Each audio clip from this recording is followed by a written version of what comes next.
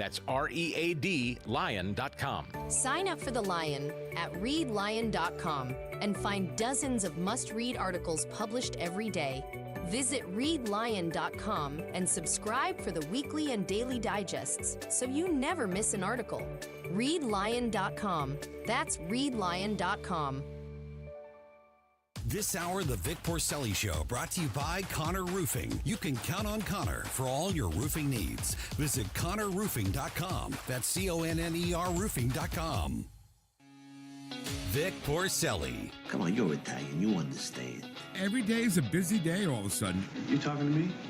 You talking to me? Tough and smart, and I love Italian, so, he's definitely Italian. At least I have this show to come and talk about it and let some stuff up. What kind of a show are you guys putting on here today? The Vic Porcelli Show. Good morning, Friday, freedom fighters. Hey, Kenny. Good morning, Vic.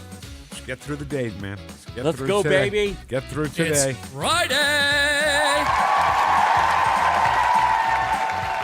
All right, so Tuesday is election day, yes. Right? And it's so funny how we've let things go throughout the years, mail-in voting, early voting, all that stuff. I get it. You had to do it, right, because you're going on vacation. And I want to talk about that because it was not the easiest thing to do, but it was very essential the way they did it. But it's changed even political advertising, like I'm looking for your vote anytime up to April 4th. Right. You know what I'm saying? Yeah, I totally agree. It used to be election day. Elect me on election day. August. Yeah, no, not anymore. Well, the practice that I did for going out of town for vacation, that's been a practice for a long time. That wasn't created, in other words, during COVID. Mm-hmm.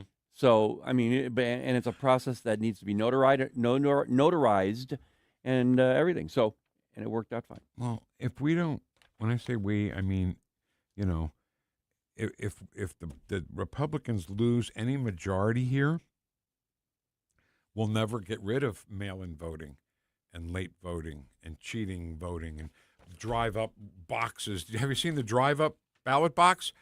You just drive up. It was like the old post office. Right. Put it right in the thing. But if we do keep the majority in the House and the Senate and the presidency in 2028, maybe we can get back to Ken's one day, one vote. Well, damn it, I'm sorry. What is it? One ballot, one day, one vote. One ballot, one day, one ID, vote. it's all on there to save America. All in one logo. Yeah, and we should talk about this coming up. Okay, we'll do that in a second. Larry Connors at 9:25. Bill Eigel, who is the candidate for St. Charles County Executive, and he's been in here before. He's,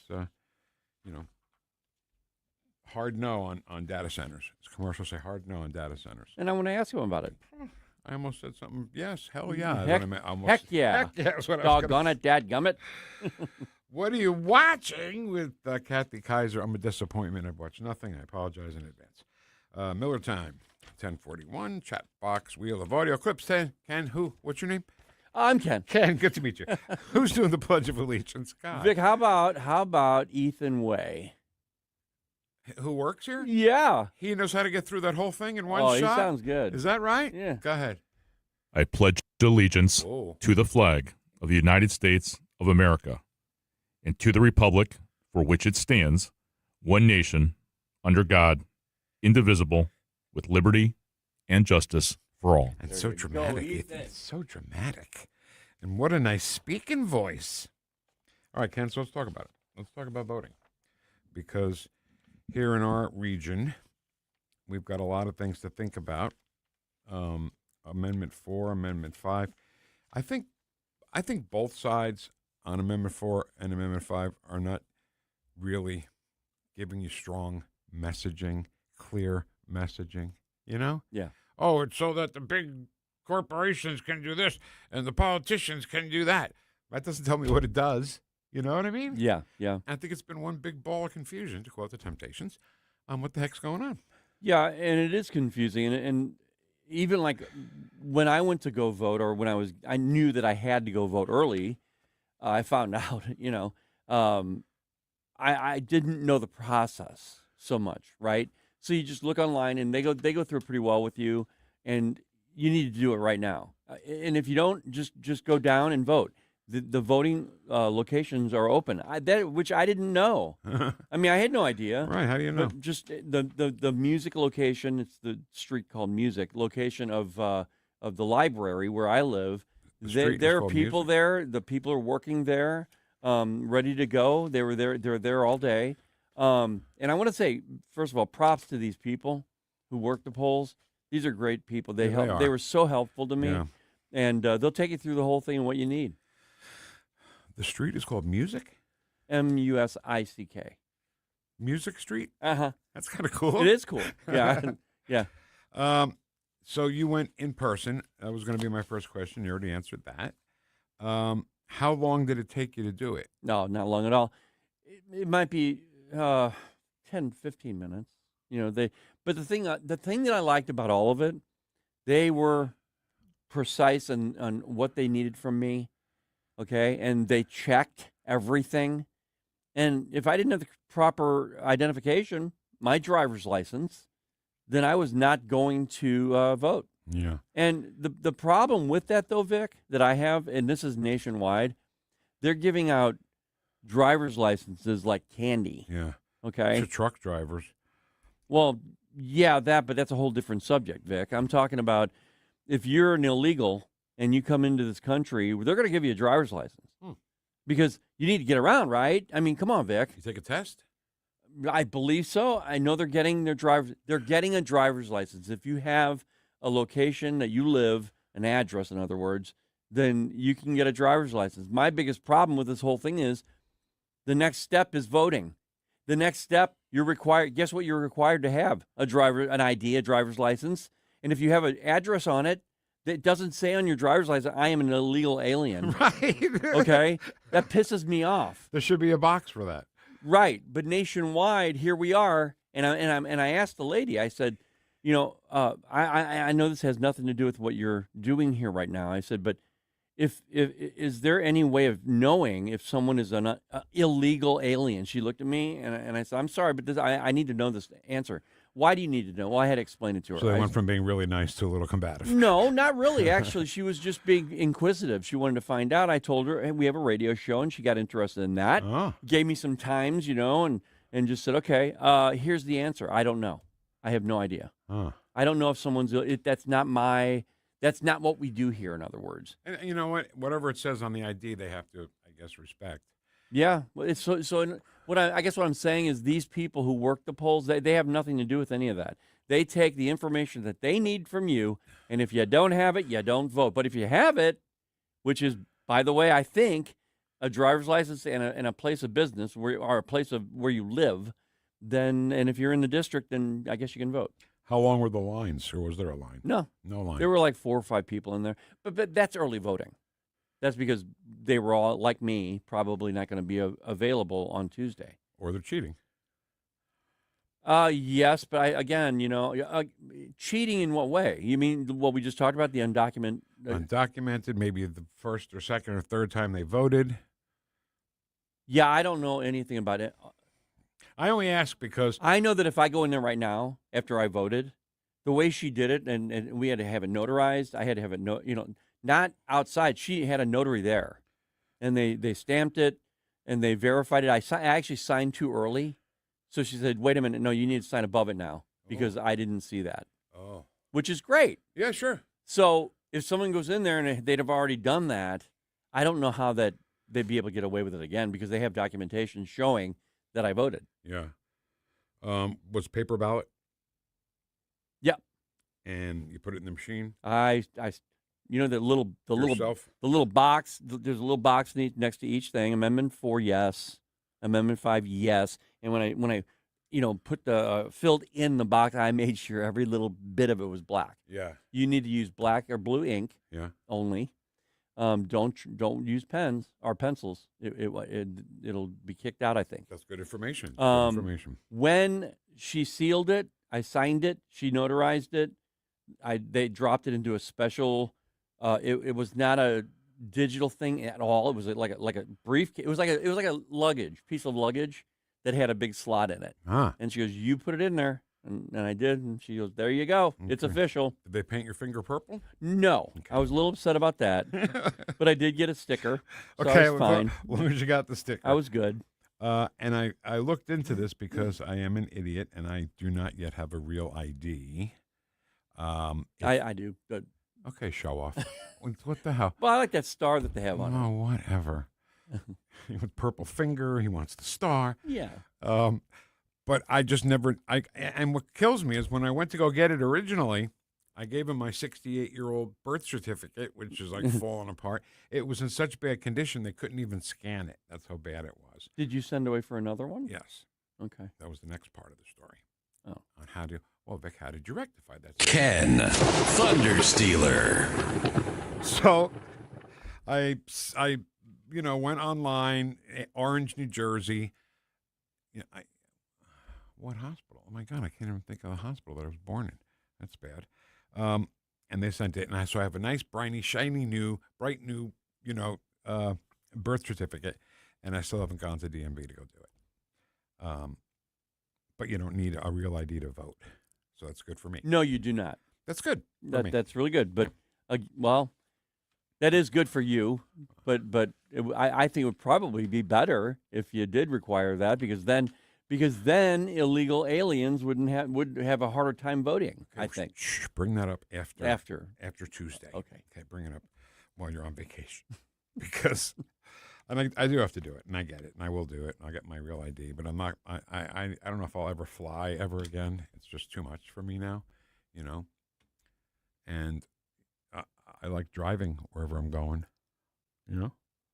Yeah, I think they do a really good job flying. If you fall in line, flying is different than a lot of other things Americans do. Think about that, because. You go to an airport, they are in complete control from start to finish. And I don't like that. I know you don't, but I'm glad they are because that means I'm a little safer, I think. When I drive, I'm talking about just for the process of being on an airplane. Yeah. The process of driving is much more appealing to me than the process of flying, Yeah. You got to sit there, they tell you don't when the lady asks you if you want something to drink, don't ask for anything that's got water in it. The water apparently in the airplane's terrible. It includes ice cubes. Really? That's what they say. Who says that? I don't remember. I don't take notes on who said it. Because I've never had an issue with that. What do you mean you never got sick? I never got sick, but not only that, but I'm very sensitive to that. If I'm drinking a soda, water, let's just say water for now. Yeah. And I put the water myself from a bottle in there, but the ice was from somewhere else. I can tell. Yeah. And I've never noticed that being a problem. How often do you fly? Not often. So there you go. Your research is a little twice a behind. year, once or twice a year. I don't drive. I mean, I don't fly. I like to We're drive. driving where I'm leaving to. Drive. You get there when you want. You smoke when you feel like it. You listen to music as loud as you want. When you get there, you got your own car you're driving in that you're used to. So I don't have my real ID was the whole thing about that. Yeah. Okay. So Bill Eigel's coming in at 9:41, and we're going to talk. We're going to talk about some stuff because now Tuesday is the day. Okay. Yeah. And Amendment 4, Amendment 5, those are statewide amendments. Everybody votes on that. Right. But obviously, county executive is for people in St. Charles up at 94.1 land up there, and he's a hard no on data centers. He wants to get rid of personal property tax. And, we'll ask him about the specific things that he's saying in his spots and stuff. Yeah, I think everybody's still concerned. I still get emails from people saying, what about the Amendment 4 and what about 5? Those are the two main ones right now. Uh-huh. And even with all the information that we've been having people give, they're still confused at times. People are just, like they'll hear something on our show and then they'll look it up and go, well, this is kind of questionable here, I had one email from someone saying, my goodness, there's so much that you could read for a half hour on just the Amendment 4 issue. I said, that's kind of the problem because if you don't do IP reform, our Constitution in Missouri is already almost like a phone book thick. Too big. Yep, too big. Yeah. So that's kind of the reason why they want to try and do IP reform. At least that's what I get from it. I get it too. And not for nothing, but the when you go and you sign petitions are sneaky and slimy. Yeah, they really are. And I know I say it all the time, but they'll say, "Hey, do you want to sign a petition for women's health?" And the women's health happens to be abortion. Right. All right. Everybody sing in Spanish. Para-ba-la-la-bamba. Para-ba-la-la-bamba. Que necesito un poco de gracia. Wow. Wow. Un poco de gracia. Where'd you get all that? Spanish class. Say it with me. Sí, say Broadway.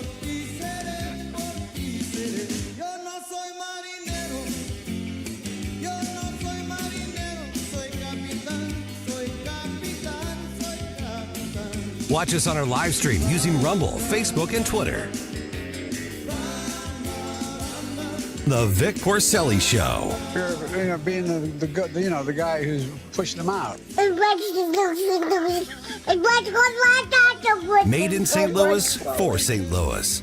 It's News Talk STL.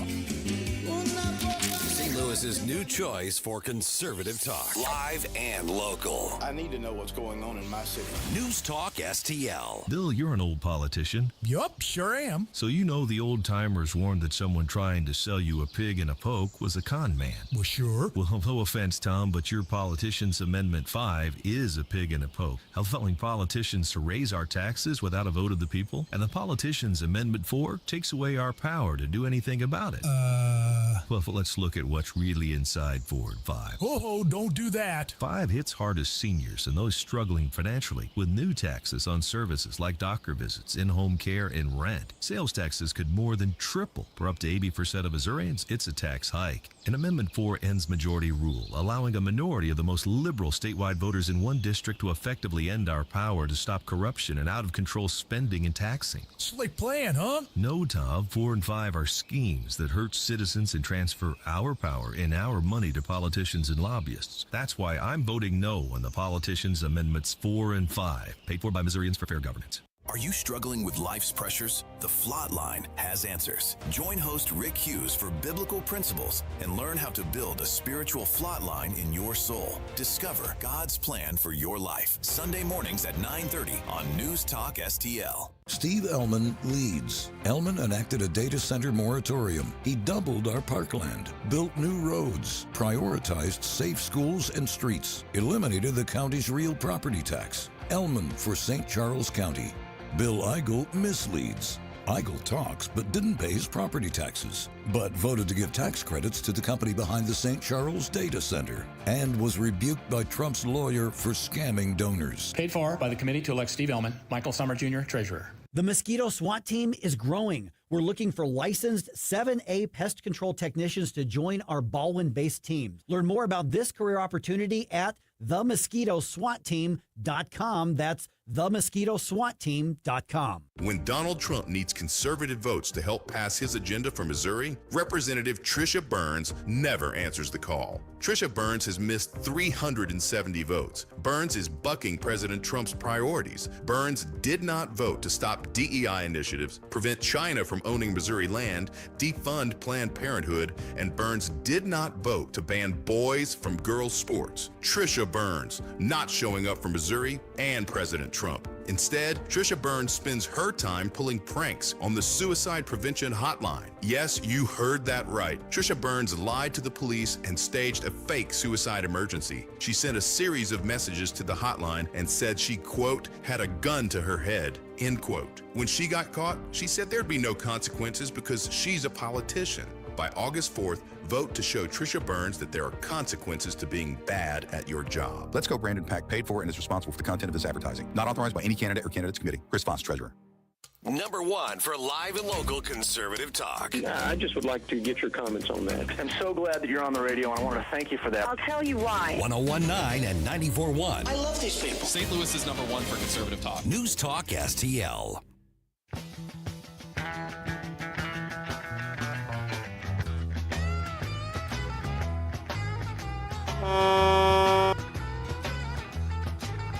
Talk lines are open now at 314-912-1019. Like the doodah man together. Hi, this is Jefferson County Councilman Billy Crow with a reminder to check out our new show, Jeffco Patriot Radio, this and every Sunday at high noon. Now, back to the Vic Porcelli Show. Thank you, Councilman. Good morning. Welcome to 101.9 and 94.1 News Talk STL. On Friday, Grateful Dead can't hurt anybody. Why not? Yeah. Yeah. All right, let's talk to the commander. St. Louis. It's Commander Connor's neighborhood. Good morning, Commander. Good morning, gentlemen. Reporting for duty. Yes, sir. At ease. Thank you, Commander. Thank you. So before we start on anything, yes, sir. I just want to mention, because I think it's incredibly cool, Mike Bush is retiring next month. Are we in August yet? No. In August. Yep. And his permanent replacement will be Steve Savard, formerly of KMOV. Wow, about time. That's been blowing in the wind for 2 or 3 months now. He's been anchoring on the weekends for 3 or 4 months. Yeah. You know, it wasn't for nothing. And he started when at Channel 4. Steve was, of course, the sports anchor, but then he wanted to start doing more news. He wanted to move in that area. And he would, when the Rams were in town, it made it easier for him because he was also broadcasting play-by-play for them. But he'd go to the station on those days and do the news. And if he was out of town, he'd try to fly back so he could at least do the, maybe the late Sunday or try to do the Saturday news. Very competent in many ways. And then he went to Springfield, because they cut him here because salary issues, and went to Springfield and did an excellent job down there. And again, he got cut because of the money crunch. Yeah. So I have high regard for Steve in many ways. I mean, I really do. He's a hard worker. He was a Dallas Cowboy player. And the way he tells the story, he doesn't like to brag about it. He never really says it. But as he says, I got fired by Tom Landry twice. He makes the team, and maybe 6 or 7 games in, I could be off on these facts, he gets his leg really messed up. So he's off the team. He rehabs, which would have been extremely difficult in those years. He makes the team a second time. Wow. I mean, not the practice squad. He's on the team. And he's playing, and again, maybe second or third game in, it happens again. Well, there's no recovery from that. But he will never claim, I was a Dallas champ because he felt like he hadn't earned his stripes. I said, Steve, the fact you made the team not once but twice, right? You're damn good. Yeah. Everybody hates the Cowboys, so he doesn't want to. Well, and you know what? He has a very high knowledge of geography. I was very impressed when we were talking about that. I'm impressed with everything he does. You want to know the truth? He was a great sports guy. Yep. That was the big thing. Yep. Mike Bush went from sports to news. Rennie Knott went from sports I remember to when news. Mike told me we were down at the Super Bowl for the Rams and Titans, and Bush told me, he said that when I wrap up going back, I'm going to start doing news. And that's kind of what Savard decided to do because they were realizing we were sitting on the set one day, and our mics are always open in the control room, even though we're in commercial. And he said, hey, I forgot to check the score on the Cardinals. Where's it stand right now? And before they can answer, the kid running the teleprompter looks at his phone and says, 4-3, bottom of the 7th. How about that? I said, that's what's going to take sports and knock you guys down. Yeah. So he realized. And Steve is just so career change. That's some insight there on your part, too, though. He's so natural. Yes. There's nothing fake. It's not forced. Like I don't think you'll ever hear him say, and all the fun starts tomorrow.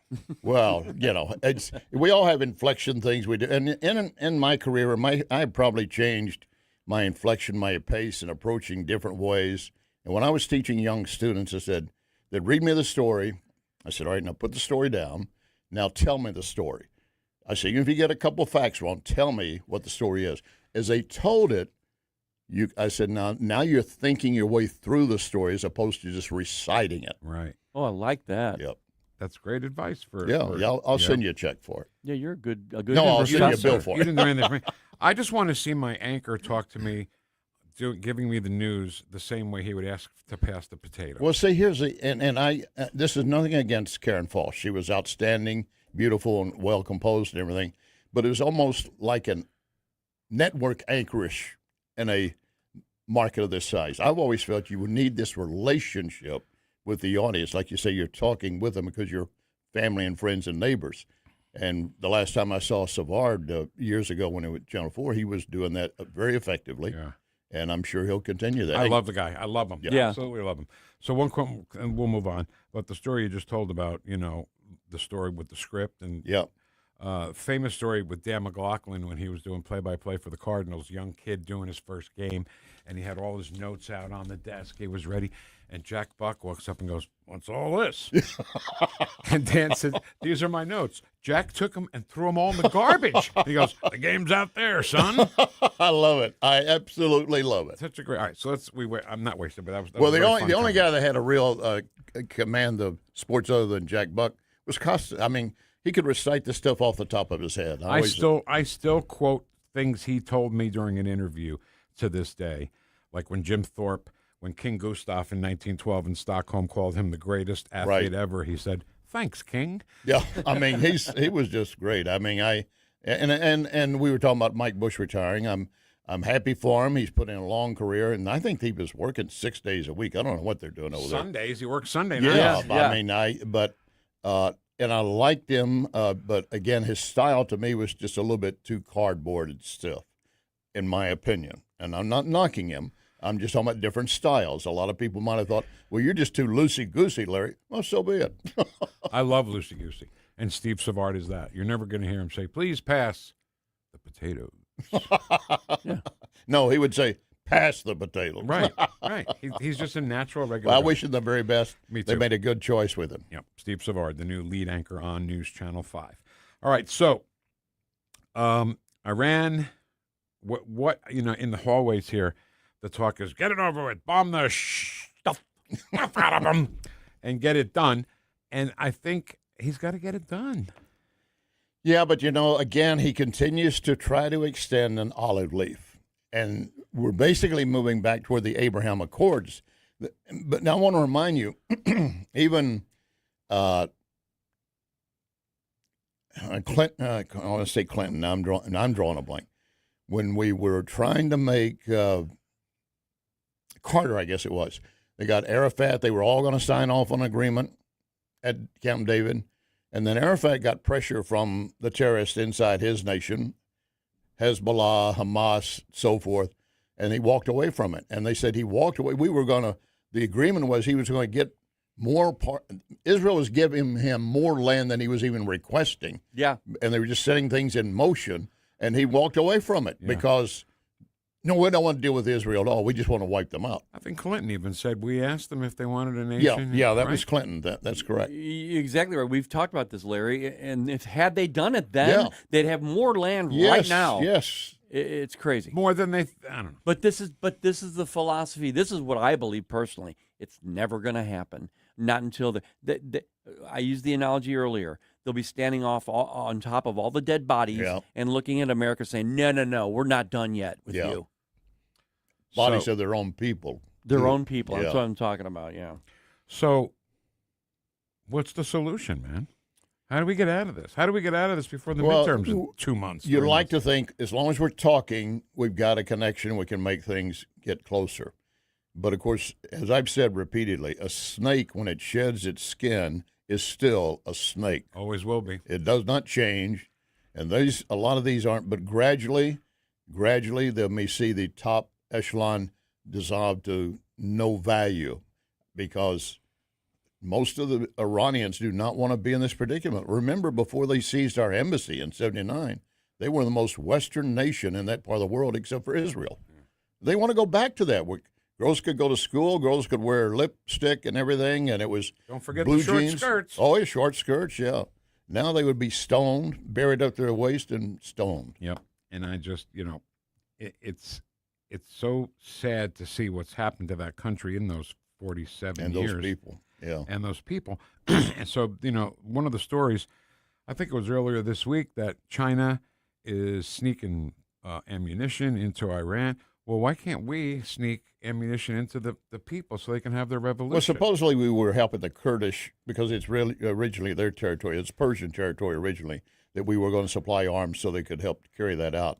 But when Trump was asked about the China thing, he said, that would be surprising. It could happen, but I don't think so. China has since officially said that Reuters news report that broke the story said we are not doing that.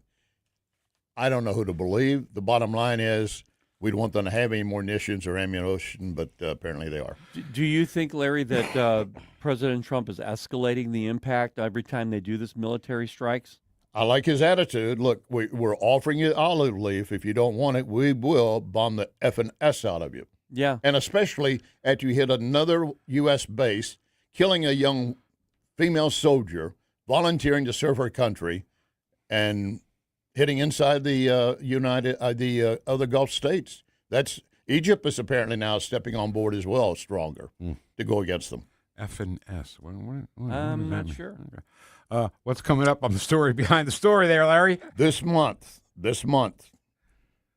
about 400 plus crowded into a theater to watch a midnight premiere of the latest Batman Rises, and a guy came in with a gun. Oh my God! The Aurora Theater shooting. Yes, in Colorado. In Colorado. He killed 13. One of them was a 1-month-old child, or unborn child, an unborn child. This happened only about 20 miles from the Columbine shooting that had happened in 1999. And so we'll get into that and the fact that how it was handled then. It's important to remember these things, but this kid that carried this out, I won't use his name, but some of the clips we're using will use his name. He was a mental case. He never should have been around guns, but he also set up booby-trap explosives to kill police when they went to check on his apartment. Yeah. A lot of stories. What was his name? I only want to say it because I had blown it out of my mind. I think he was 24-year-old. James something. Yeah, but I'm not. I would not mention his name. Well, here's the reason why. There's always a reason. I'm not that stupid. Hold on. Yeah. Give me a chance. All right. His name was James Holmes. I think his name was James Holmes. You're and right. The next day, Brian Ross from ABC News, who got fired for making up stories, brought in, he goes, well, I found this gun magazine, and there's a guy named James Holmes right on the cover. I wonder if that's him. Well, no, it wasn't him. Why would you look at him for, you know what I'm saying? Yeah. Right away, they thought he was some right-wing, gun-toting maniac, and he wasn't. And then he told another lie. He told another lie about something else. I don't know, and he ended up getting fired. Anyway, so that'll be good tonight. Thank you. Yeah, I think it'll be great, and we got several programs lined up for next week. Perfect. Oh! And I've got one you gave me that I'm going to be using, I think, next week or the week after. Yeah. Porcelli help. I appreciate all the help. Larry, thank you so much. Thank you. God bless. Thank you, Mr. Connor. Commander Connor's Neighborhood. All right, it's Friday. Tuesday's Election Day. A lot of stuff on the ballot. And, of course, in St. Charles County, you're picking an executive. A guy who may be that next executive. Bill Eigel is next. Trucking, got my chips cashed in, keep trucking, like the Doodah Man together, more or less in line. Watch us on our live stream using Rumble, Facebook, and Twitter. The Vic Porcelli Show. How dare you! Made in St. Louis for St. Louis. It's News Talk STL. On the next Larry Connor's USA. The story behind the story. 400 ready to watch the newest Batman movie. The theater became a killing field. Larry Connor's USA. Now weeknights 6 until 8 on News Talk STL. Travis Wilson here, State Representative of District 106 in St. Charles, Missouri's first state capital. As a 31-year resident of St. Charles County, I know the issues that are important to our residents, such as protecting women's sports, stopping harmful procedures on minors, and fighting the woke agenda. As your representative, I know what it takes to bring new opportunities to our community to ensure our children have a brighter future. It's been the honor of a lifetime for my family and me to represent you, and I humbly ask for your vote again on August 4th. Paid for by Wilson for St. Charles. Merle Schneider, Treasurer. It's a brand new show on News Talk STL, JC's Sunday Showgram. This week, I'll tell you the story of how my debut in St. Louis back in '84 almost ended after 2 months. They almost whacked me. Plus, this week in '69, Charlie Manson's pals wreaked havoc in Southern California. And we'll tell you how a St. Louis TV reporter busted the case wide open. All brought to you by the Weber Automotive Group. Sunday morning, 7 to 9. Then podcast each Monday on NewsTalkSTL.com. Bengal's restaurant offers an inviting atmosphere, neighborly service, and a vibrant happy hour scene, all in the heart of Warson Woods. From their kitchen to your plates, beloved comfort favorites like chicken parmesan and lasagna to steakhouse-style classics. Slide up to the vintage bar or hit the patio for happy hour specials every Tuesday through Friday. Bengal's Restaurant and Bar, 10017 Manchester Road. Check out the menu and reserve a table online at bengalsrestaurant.com. Can you believe politicians nearly doubled state spending since 2019? Yeah, that's twice the rate of inflation. What do we get for all that extra spending? Nothing. Yeah, and get this, over 200 loopholes are buried in our tax code, written by lobbyists for wealthy corporations. Our tax code is rigged against us. We get taxed on our paycheck, our home, everything we buy. I guess somebody's got to pay for all that spending. That's why we need Amendment 5. It puts politicians on a leash. Forces them to cut taxes and control spending, whether they like it or not. Amendment 5 closes the loopholes, eliminates income taxes, cuts property taxes, and gives $3,000 a year to average working families. We decide, not the politicians. Amendment 5 is the biggest tax cut in Missouri history. I'm voting yes on Amendment 5. Paid for by Missouri Promise PAC, Mark Ellinger, Treasurer.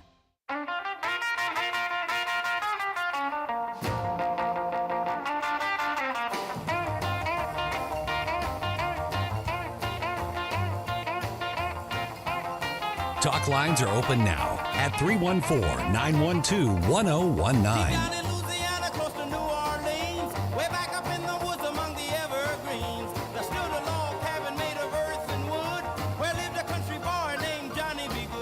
Hi, this is Jane Pushkar from the Francis House School Board, and you're lucky today because you are listening to the Vic Porcelli Show on News Talk STL. All right, guys, basic blues riff and B. Watch me for the changes and try to keep up. Well, Back to the Future. That's Well right, done. right. Well done. I know what we're doing here. Bill, I got to tell you, in 1985, in the theaters, when the camera went just to Marty McFly's hands and he did that classic opening, I literally yelled and jumped out of my seat. Huh? I'm a big Chuck Berry fan. Okay. Yeah. All right. All right. That's the voice of Bill Eigel. Hi. Good Hi, morning. Bill. Good morning and happy Friday. Yeah. And we've got an election coming up in a couple of days. This, the one you're in the county executive race, it seems to be, I want to take the topics one at a time, if that's okay with you. Yep.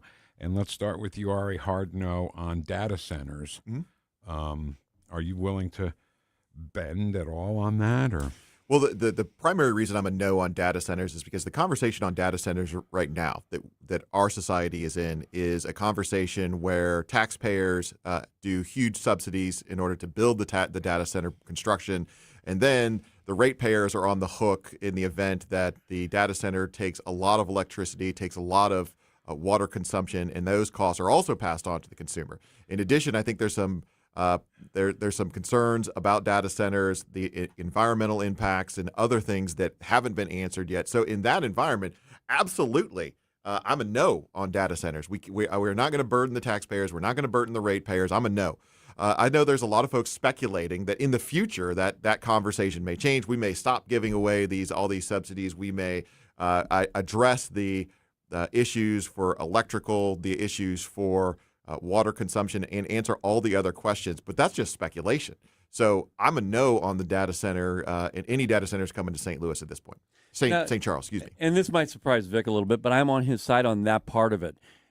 We need data centers. We need them around this country. We're going to get our lunch eaten by China if we don't get them.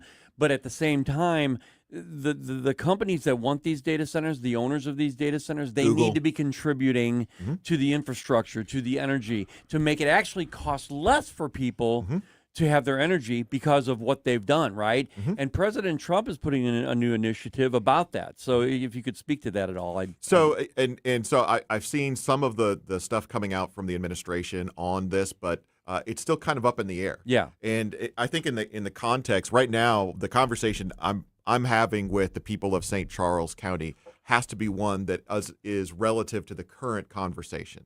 So everything that you just described also is, we don't know how it's going to turn out. I mean, we saw the last data center that just got set up in Missouri was over in Montgomery County. I think it was Google. Is building that data center. I think actually more than one, but Google's one of them. Okay, yeah. so it's a hyperscale data center. It got a total of a little over $900 million in tax abatements from the county and the municipalities. $900 million. That is crazy. Yeah. And that's going to be such a large data center that the one they were talking about in St. Charles City was going to double water consumption. It was going to double electric consumption. The one in Montgomery County, the entire population of Montgomery County is only 17,000 people, whereas in St. Charles City, it's 70,000 people. So we're talking about increasing the electrical and water consumption requirements of the county of Montgomery by a factor of 6 or 7. And so the cost of sustaining that this isn't just a property rights question. When you're going to build something on your property that is going to directly increase the rates of everybody paying electric in your area. That's crazy. That's crazy. So that's where the conversation is at right now. I have seen examples where that conversation is changing, maybe just a little bit, but there's an example in I think Tennessee of a Google data center where they're actually building in their own power generation. But that's not in Missouri yet, and that's way down the road. So, is clearly when you make these data centers, you make money, right? Mm-hmm. People who do it. And there's no way to have them, because President Trump's thing is, like you said, Ken, taking that pressure off taxpayers and onto the people who are building the data centers, and I think that's fair. And it is. But to Bill's point, is it in such its early stages that's not in the conversation currently. But Bill, I got to say, in defense, not in defense of data centers, but in the people that have to deal with it, St. Charles already is congested. I mean, everywhere you drive, there are people everywhere, right? You put in something like that without an infrastructure development of any kind in the favor of the citizens that live there, you're in trouble. Yeah,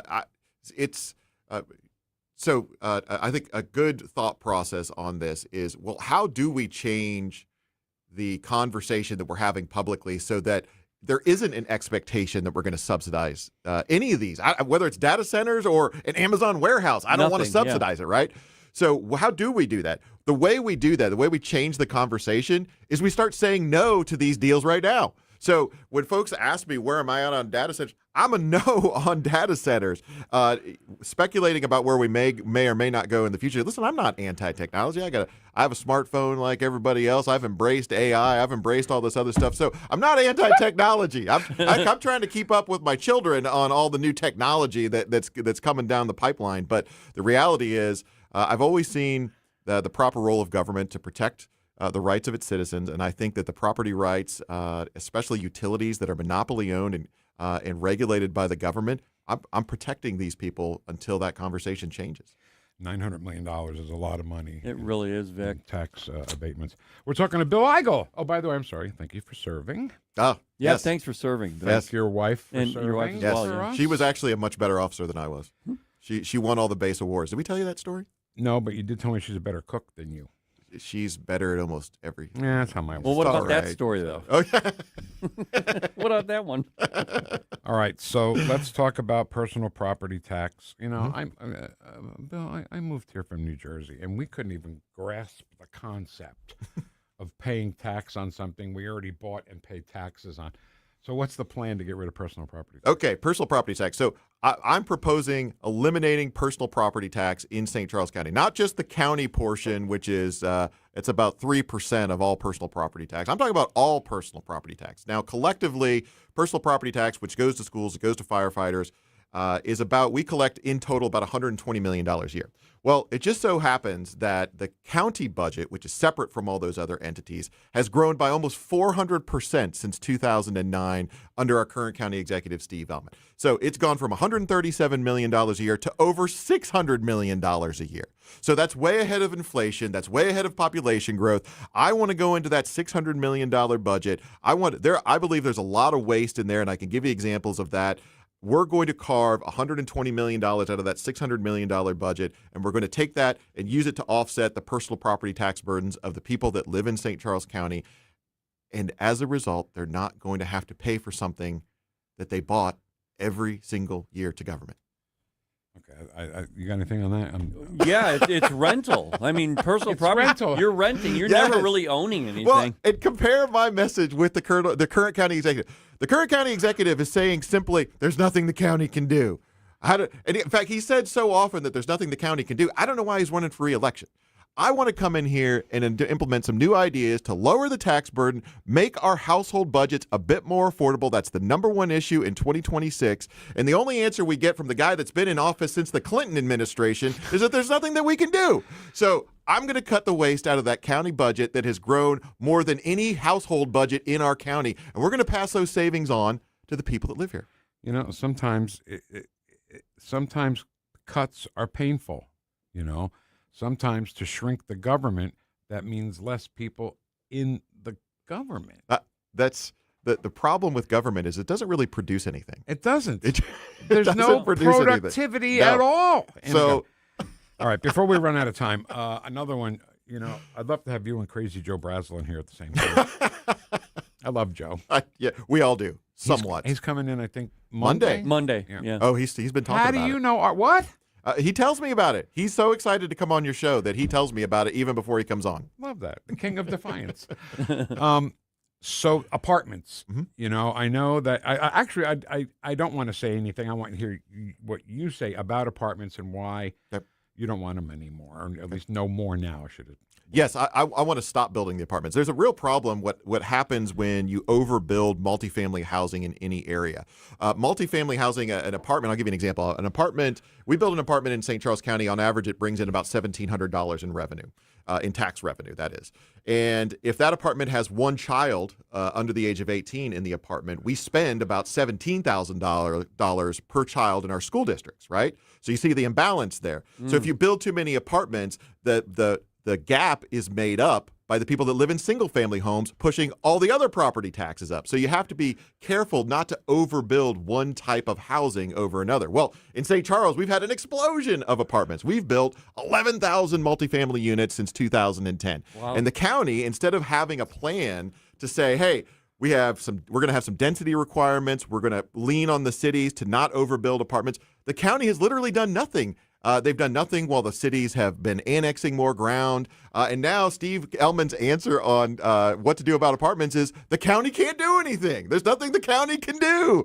So here I am saying I want to develop and implement some infrastructure and density requirements that we're going to lean on the cities to adopt. And if they don't adopt it, because we can't control them directly, but they get a lot of money. The cities get a lot of money from the county. And if the cities want to continue to benefit from all the dollars flowing through the county, I think they should play ball with us on the density standards that we set as a county. Again, this is kind of the main theme between both my campaign and the current campaign of the county executive.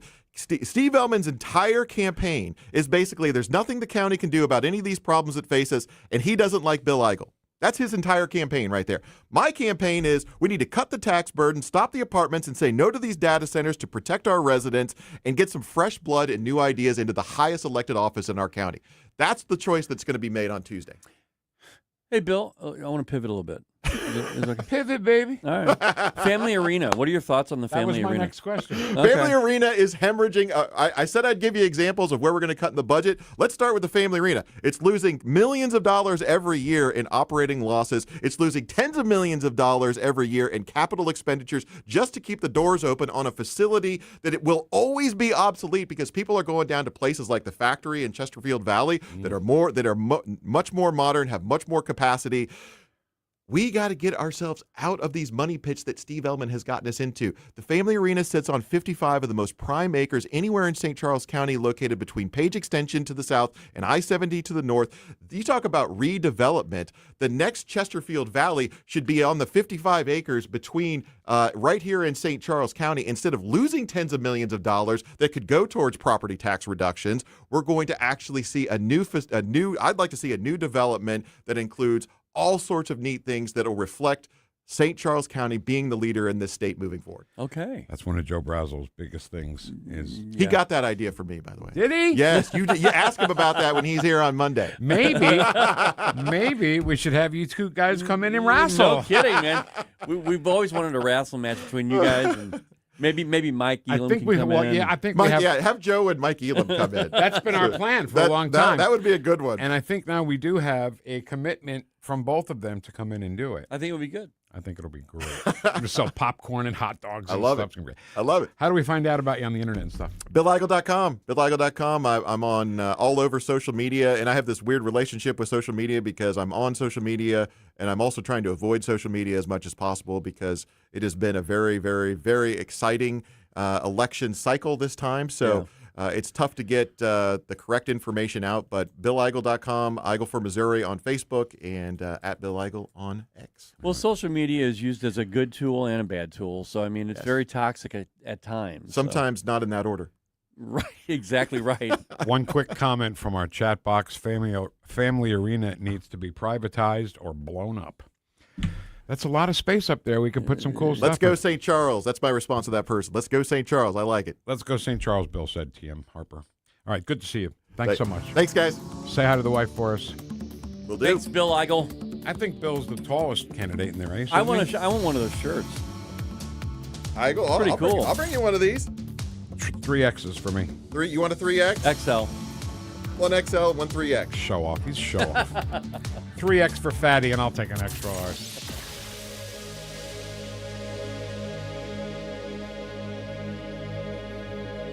Whoosh. There's always something to celebrate in Augusta, Missouri, just 1 hour from St. Louis. Every season brings festivals and special events you won't want to miss. Hop the free trolley to 10 wineries in America's first wine district. Bike the Katy Trail and explore historic small-town charm. Make Augusta your next getaway. Find events and cozy B&Bs at visitaugusta-chamber.org. Coming soon, the return of the Defiance Roadhouse. Located on Highway 94 along the Missouri River, this long-standing fixture is known for its biker-friendly atmosphere, live music, and decades as a beloved community gathering place. Rev your engines and stand by for the grand opening, early September. The Roadhouse is back. Fall means the return of Mizzou football. And this year promises another great season of SEC action. There's no better place to catch every game than Harpo's in Chesterfield. With its excellent sports bar atmosphere and the best patio in West County, Harpo's is your Tiger headquarters. Harpo'sSTL.com. When decisions matter most, experience isn't optional. As a former SWAT commander, Tim Whitney has led Under Pressure. Today, as Undersheriff and Chief Financial Officer, he helps lead hundreds of employees, manages one of the county's largest budgets, and protects taxpayers with conservative accountability. I'm Tim Whitney, and I'd be honored to earn your vote. Together we can support responsible growth, strengthen public safety, protect taxpayers, and preserve the character that makes Jefferson County home. Paid for by friends of Tim Whitney. Heather Missy, Treasurer. Tuesday night. Missouri decides 2026. All the results and reactions from the Missouri State Primary. You have to get out and vote. From the voices you know and trust in St. Louis for election night coverage. Amendment 4. Amendment 5. County executives. Coverage begins Tuesday night at 7 on St. Louis's conservative voice. Right here. News Talk STL. Brought to you by Fast Signs in Bridgeton, 21 Recycling in House Springs, Gemini Wealth Group, and Freddy's Market. KLGY HD3 Clayton, K270BW Bellefonte, KNBS Bowling Green. This is News Talk STL at 1019, 94.1, and always streaming at NewstalkSTL.com. Breaking news this hour from Town Hall. I'm Rich Thomason. A ruling by Spain's Supreme Court, combined with the policies of a socialist government, has unleashed a migrant invasion. An estimated 60,000 migrants, many of them young men from Morocco, have flooded the Spanish enclave of Ceuta in the past 24 hours. There has been this big attempt for people to get across, but the question is what happens to them once they're there. You've got the authorities that run this Spanish territory saying that they're overwhelmed, that there are reception centers which are already full up, that if anyone needs medical treatment, that the hospitals will be full. And also they say they're worried about the security side of things. The BBC's Nick Beek. So far, 41 migrants have died trying to reach Spanish territory. President Trump again urging the Europeans to reverse course on migration or risk their own demise. Fresh hopes for a path to peace in the Mideast. The president's multinational Board of Peace has announced a deal. It would see Hamas lay down its arms while Israel withdraws its troops from Gaza. It looks like Seattle will be in the market for a new police chief. Seattle Police Chief Sean Barnes tells the Seattle Times his future as chief is up to the mayor amid public criticism and confusing communications after a shootout at a crowded food festival. Mayor Katie Wilson announced that Barnes had resigned and that she was appointing Andre Sales as interim chief. But Barnes supporters say Wilson actually asked him to resign and he declined. Several black community organizations held a rally Thursday to try and save Barnes' job, saying he had helped improve relations between the police and the community. Wilson's office says they will hold a City Hall press conference at 11 a.m. Pacific on Friday to introduce Chief Sales and talk about the process for a permanent chief. I'm Jennifer King. Cyber attacks on more than 30 water utilities in Minnesota earlier this week. It's under investigation. On Wall Street, the Dow 66 points higher. More on these stories at townhall.com. Hi, I'm Kirk Cameron. Christian Healthcare Ministries is not another health insurance policy. If you're tired of year-long contracts and pointless restrictions, CHM offers anytime enrollment on your schedule and at your convenience. With CHM, you're paying half the cost of a traditional health insurance plan. So that puts more money back into your budget for everyday needs. Plus, you'll have access to CHM's care solutions for virtual appointments, prescription savings, surgery support, and more. My family and I joined in 2018, and it's changed our lives for the better. We love paying way less while helping other believers afford their medical bills. Take the leap of faith and see why Christians across the nation are better with CHM. Get started by calling 1-833-JOIN-CHM and use promo code WELLNESS for a 50% credit towards your first month. That's 1-833-JOIN-CHM and use promo code WELLNESS. This hour of News Talk STL brought to you by Window World of St. Louis. For replacement windows, doors, and siding, call 800-GET-WINDOWS. That's 800-GET-WINDOWS. From the News Talk STL Weather Center.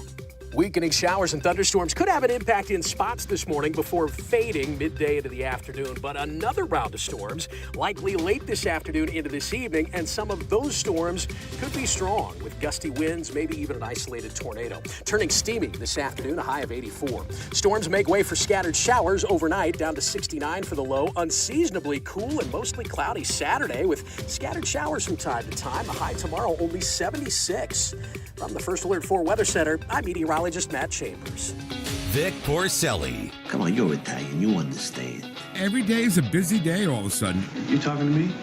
You talking to me? Tough and smart, and I love Italian, so, he's definitely Italian. At least I have this show to come and talk about it and let some stuff up. What kind of a show are you guys putting on here today? The Vic Porcelli Show. All right, hour number 2. Bill Eigel's a very exciting guy, Oh, yeah. He's passionate. Exactly. And you can't say there's no enthusiasm from Bill Eigel. No. I heard Steve Ellman on this morning, and he's fine, And I'm not saying anything. I'm just saying I like energy. I like positive energy. That's what I think we all do. Yeah. Yeah. All right.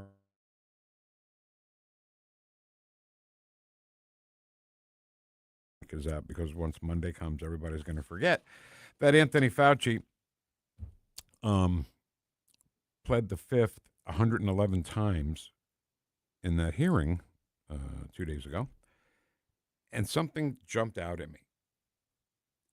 Josh Hawley, his strategy was to make it look like why are you pleading the fifth every question?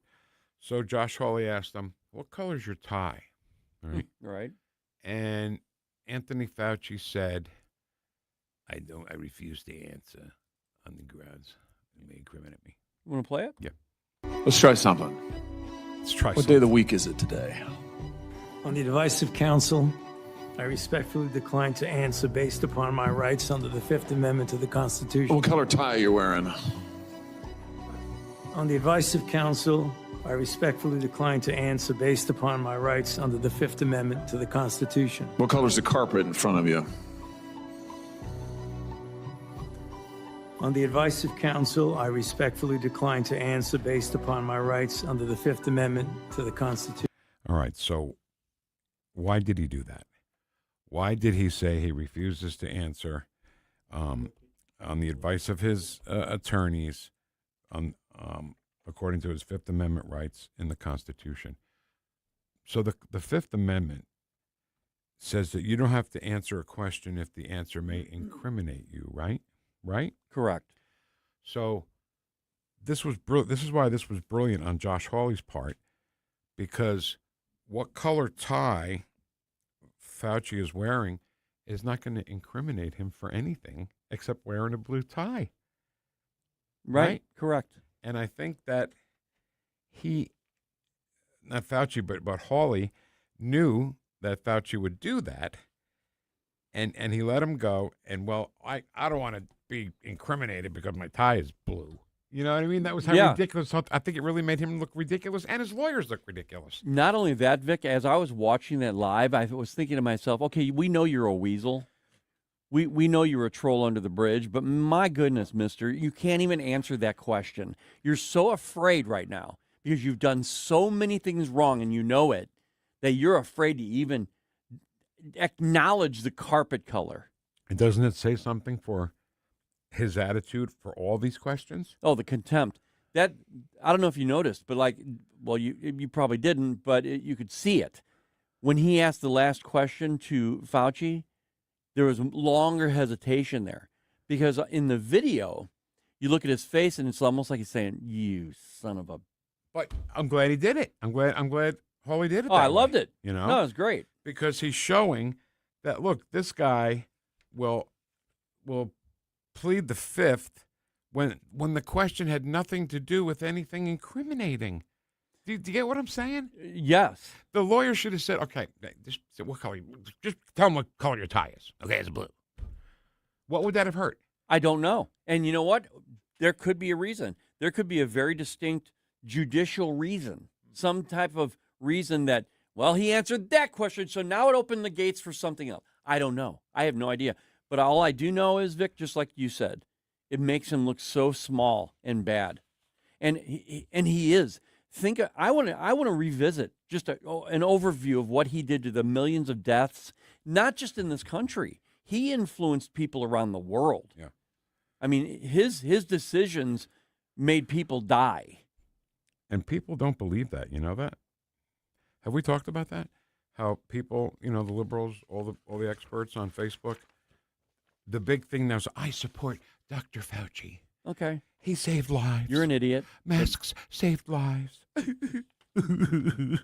I watched people are bringing back. This is the reason why I even brought this up, Vic. If we need to remind people of what we went through then, they're playing, and this is a great move. They're playing videos on social media about what people were doing to individuals who didn't wear a mask, and watching how they got arrested. There was one. The guy's fired, by the way. The security guy I'm going to talk about. Okay. But the video, all it shows is the man refusing to wear a mask, and there are people sitting around. There are people everywhere around with a mask on, and they're looking at this happen. A security guard grabs him and just chokes him until he's out. He goes limp, and then he throws him head first onto the floor. Could have killed him. Yeah. Could have killed that man. Absolutely. Because he was not complying. This is what we need to remember. If it happens, and when I should say it happens again, it should never. If a county executive says, well, you got to mask up, we got to shut down some businesses, we need to revolt. We need to get in the streets and protest that. We do. But will we do that? Well, if it happens again and I'm still around, I'll be one of the people in the charge. But will you be alone? I don't know. Ken Williams be standing I in the guarantee street you, by himself? Vic Heads won't stand for that. Yeah, that's true. I guarantee you, the Vic Heads listening to this show right now will say, nope, not doing it. A bridge too far already, just the thought of it. All right, Ken. I hate to hit this with you. Hit you with this with no notice. But do you think maybe can we pull off a Ken's Clips clearinghouse? We could. I mean, that would be fun because there's so many clips. And I think the great thing about Ken's Clips Clearinghouse is that it's crazy and he's amazing and pouring a total Barry madness. Ken's Clips Clearinghouse. Yes. Clearinghouse. Everything must go. Everything must go. Don't miss these clips. Your last chance to save. His prices are insane. Because they're all different topics. That's why I love it so much. Whatever the topic is, that's if it's on sale and you want it, you got it. And that's really kind of the idea. Yeah. So can we start with number one? Yep. Because, Ken, I had no idea. And I know I'm biased because I'm Italian, But I really thought Italians did a lot more work and helped build this country than Haitians. And Asian, they work hard. They're always on time at their work. They don't take no days off, no days out. They're always there. And we built America. So I don't know what's going on. Now I'm confused because Yes. I thought the Somalis were the ones who built America. Oh, you're right. Because if you recall, They're the true patriots. Yeah, Ilhan Omar. Yeah. She said, I mean, it was out of her mouth that she said, "Well, we built America," and now she's saying they might go ahead have a little squabble there. Maybe. And they want to wrestle, they can wrestle. But this Haitian woman, I wonder if she thinks that John Henry signed the Declaration of Independence. No, you fool! He was a steel driving man. Yeah, he was a steel driving man. All right, let's go to Mr. Margarita, Senator Margarita. Is that what his name is? Senator? Last name is? No, it's Van Hollen. Oh, I thought it was Margarita. With Caitlin Collins, and the senator refuses to say if he thinks Chuck Schumer should lead his party. If fewer than 3 out of 10 Democratic voters have a favorable view of Chuck Schumer, do you think that he should lead your party in the Senate? Well, he's got a very tough job. And so my view is we should get through the 2026 election, see what voters say, but also at the same time be prepared for the presidential election, because it would be really good, of course, to win the Senate and the House. But ultimately, we need to make sure we have a Democrat in the White House. Yeah, I don't agree. I know you don't agree. I just think that they're so disgusting. I tried to use an analogy with you this morning when we were talking about this. What, I miss it? During show prep. No, you got it. You understood it. But it's basically this way. If the Republican Party were to come out and suddenly say, well, now we're going to be taking our large tent and allowing Nazis to come in. We want to be a party for all, so we're going to include the Nazi party. I'd be like, you're nuts. I'm out immediately. I will fight against you with every breath that I have. These people, they're so concerned and so drawn into power. They need the control and power. They don't care who's in their big tent, as long as it's a lot of people and they get the control. Have you seen any of the podcasts that Hunter Biden did with some guy, some liberal doing a podcast? He called Chuck Schumer a piece of stuff. He did. That's interesting. Isn't it? And so close to a midterm and in the year of midterm elections, That is interesting because I can't tell whether Caitlin Collins, is it Collins or Collins? Collins. Okay. If she says to lead the Democrats or leave, listen. Yeah. Chuck Schumer, do you think that he should lead your party in the Senate? Lead. Well, he's got a very... Really? We'll do it again. He should lead your party? Oh, I don't know, Ken. Because he may have misunderstood her because I think it sounds like she's saying leave your party. The socialists of America, they're in control of this party. The Democrat Party's gone, right? I told you that. It is, Vic. It's good. And people say, "Oh no, it's not. I'm a Democrat." Well, you might be a Democrat, but your party is gone. It's the Democrat Socialist Party, and not only that, but it's the Democrat Socialist Communist, whatever big tent thing that you can find, Islamist party. Right. That's what it is now. And I think that the Democrat Party. So if he does leave, if Schumer does leave or step down or whatever, who? And we've asked this question a million times. Who is the leader of the Democrat Party right AOC, now? Bernie Sanders. So she can't be the Senate minority leader. Not yet. So, but Bernie Sanders could. He's a senator. Mm-hmm. Yeah. And she's going to be running for Senate because that's her next step. She's not going to run for president next. I don't think you can be stupid and be the. Well, I guess you can. Joe Biden was. No. Stupid. You got Kamala Harris. She was vice president of the Democrat Party. I mean, come on. I hope they run her and AOC in the ticket together. All right, let's talk about another fine Democrat senator. Big watermelon head. You don't even need to give me the number. I know who you're talking about. Balancing on a little pencil. Go ahead. We've got a new poll out here at CNN tonight, which finds about just over a third, actually, of Democrats now identify as Democratic socialists. 59% of them, right? So 60% are younger than the age of 45. Are you on board with this? Do you see this as, accept this, that this is where your party's going? And are you good with it? Look, I think we're a big tent party. I think we should be a big tent party, and I would rather be in that big tent in the majority than be a smaller party that is stuck forever in the minority. Now think about what he just said there, Vic. Yeah. He thinks we're in the minority. That's why Trump was elected with a mandate of how many 77 million votes, but yet they think they still have the majority of people. Right. It's amazing to me that he talks about this big tent. They're going to accept anybody. Yeah. I mean, you want to talk about communism? Anyone. All they want are numbers. They opened up our border. They took our border and just slid it open and let millions of people undocumented, illegal immigration. And Spain's getting their taste of that this week. Right, but these are voters. They don't care about anything. Right. All they care about is the power and the control and having a seat. And the way they get that seat, what they do, 25 million plus illegals came across the border, and we're fighting them right now. We are paying a price right now because of what the Biden administration allowed. Yeah, you're right. And we talk all the time about the experts on Facebook. They're all political experts, and they're all, history experts. And this really got me mad. And by the way, I'm not going to fall into a bitch session with some liberal on Facebook. I'm just not going to do it. Can we address that for a second? Sure. I will not. On X, hey, if you find me, if you want to bitch, if you want to complain and go at me, go on to X. I'll have fun with you. Yeah. But on Facebook, I just don't, because I've got too many family members there. It's just too much. So when I see these things, I'm like, what low-hanging fruit? I'm going to leave it alone.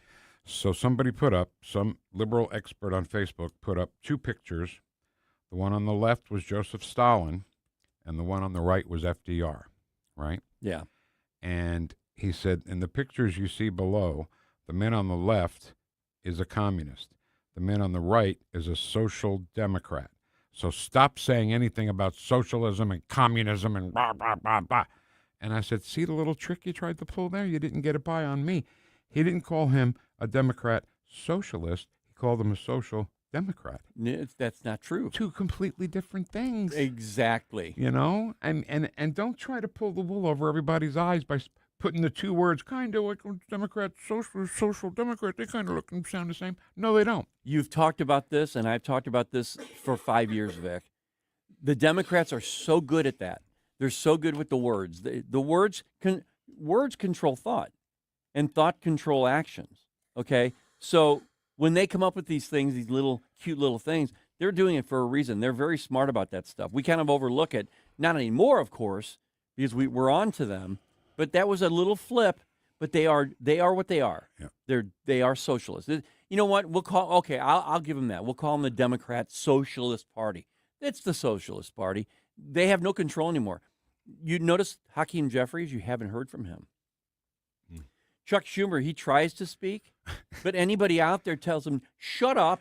You are not in control anymore. You know who's really this surprises me. Bernie Sanders, of all people.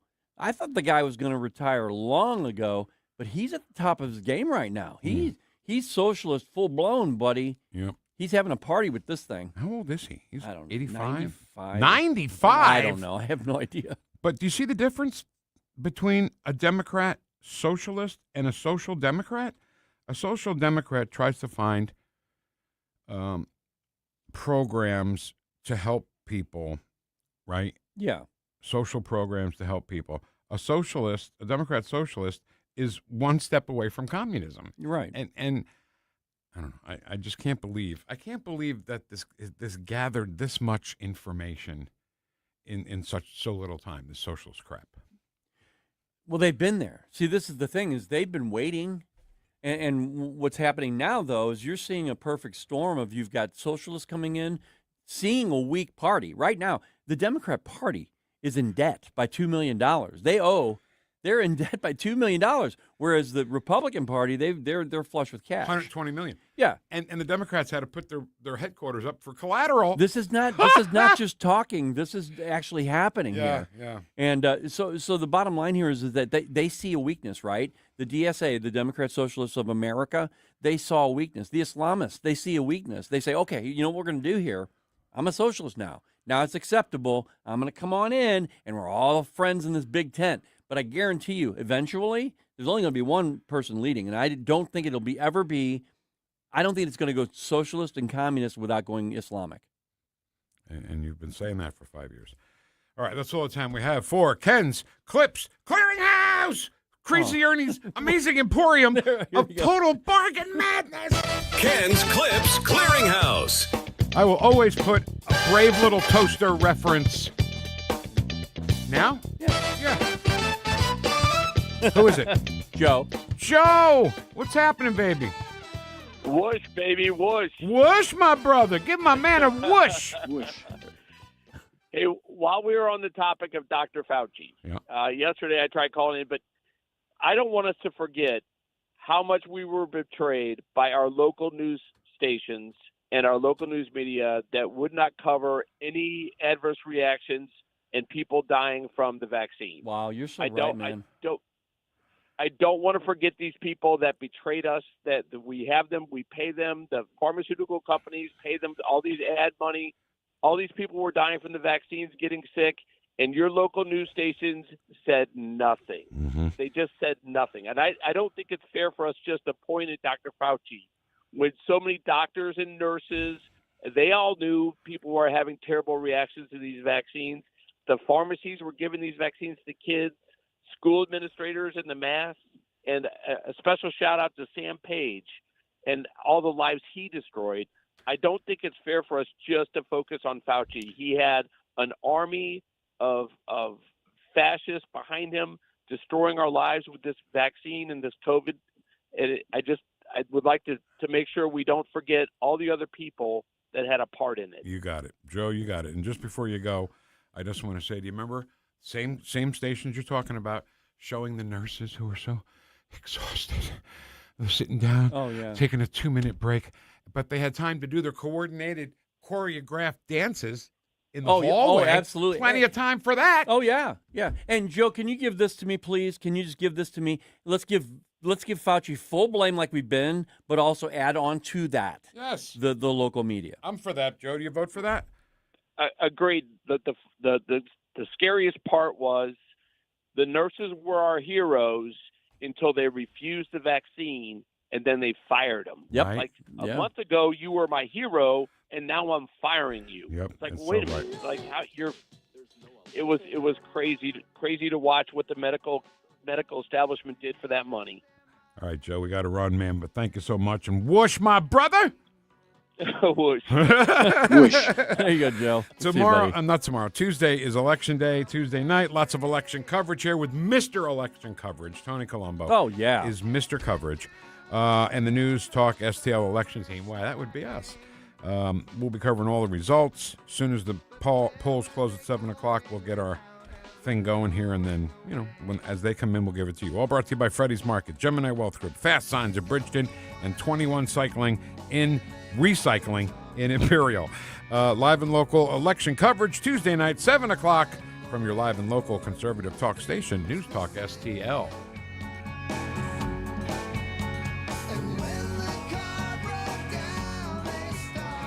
Watch us on our live stream using Rumble, Facebook, and Twitter. The Vic Porcelli Show. But they're really criticizing science because I represent science. Made in St. Louis for St. Louis. It's News Talk STL. I represent science. Dear Diary, I wore my short skirt today and nobody noticed. Everybody looked at Rachel instead. I hate Rachel. She's a jerk. More tomorrow. I guess that's how he wrote in his diary. I think so. Yeah.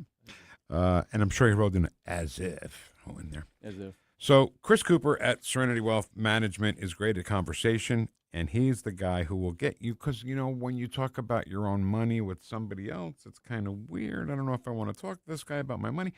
But Chris is the guy that will ease your tensions and ease your fears with just a nice little conversation. Mm-hmm. That's what he likes to do. And his office is very warm and welcoming. If you go up there, riffraff is not going to answer the door and say, perhaps you better come inside.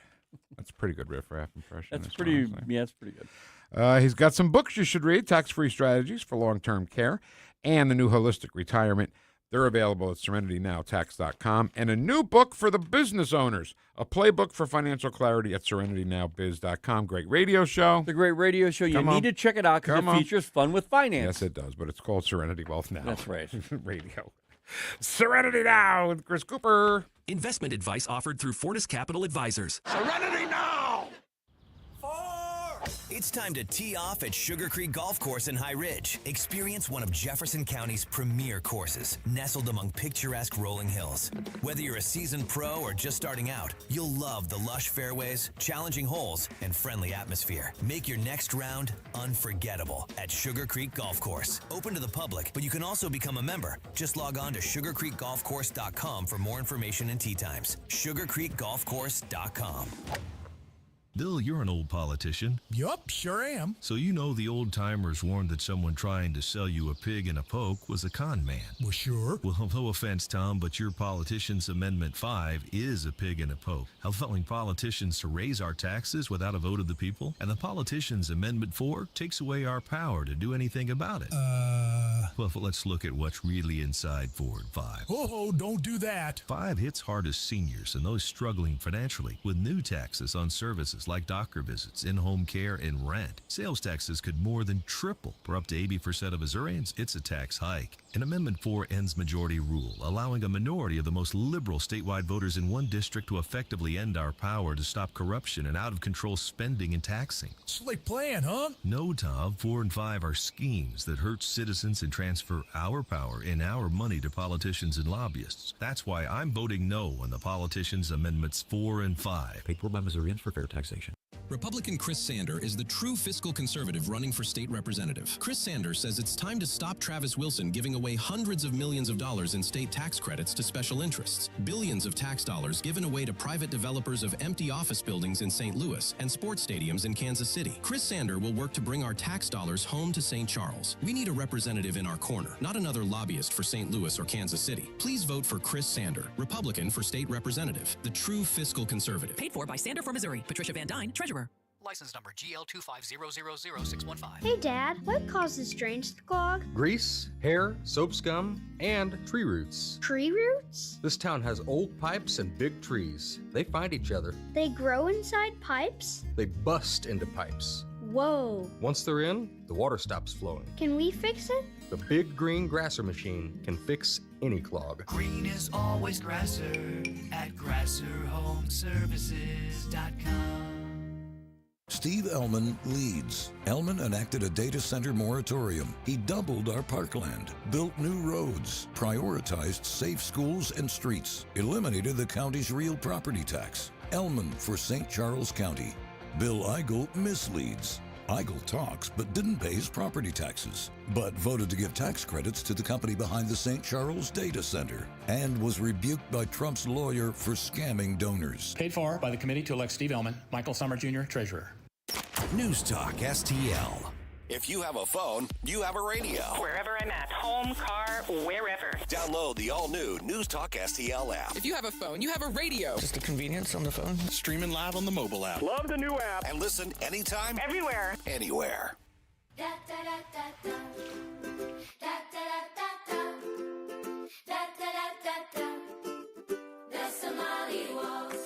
It's Friday!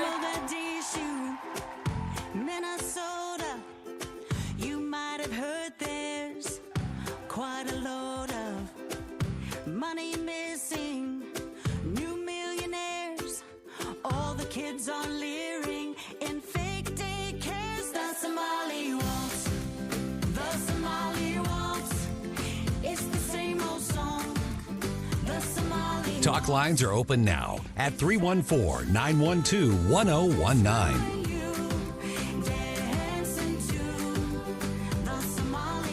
Vic and Ken. Just a less masculine version of Hillary Clinton. The Vic Porcelli Show on 101.9 and 94.1 News Talk STL. You make this fun show. You make this show fun to listen to. Do you want this? Thanks, Vic.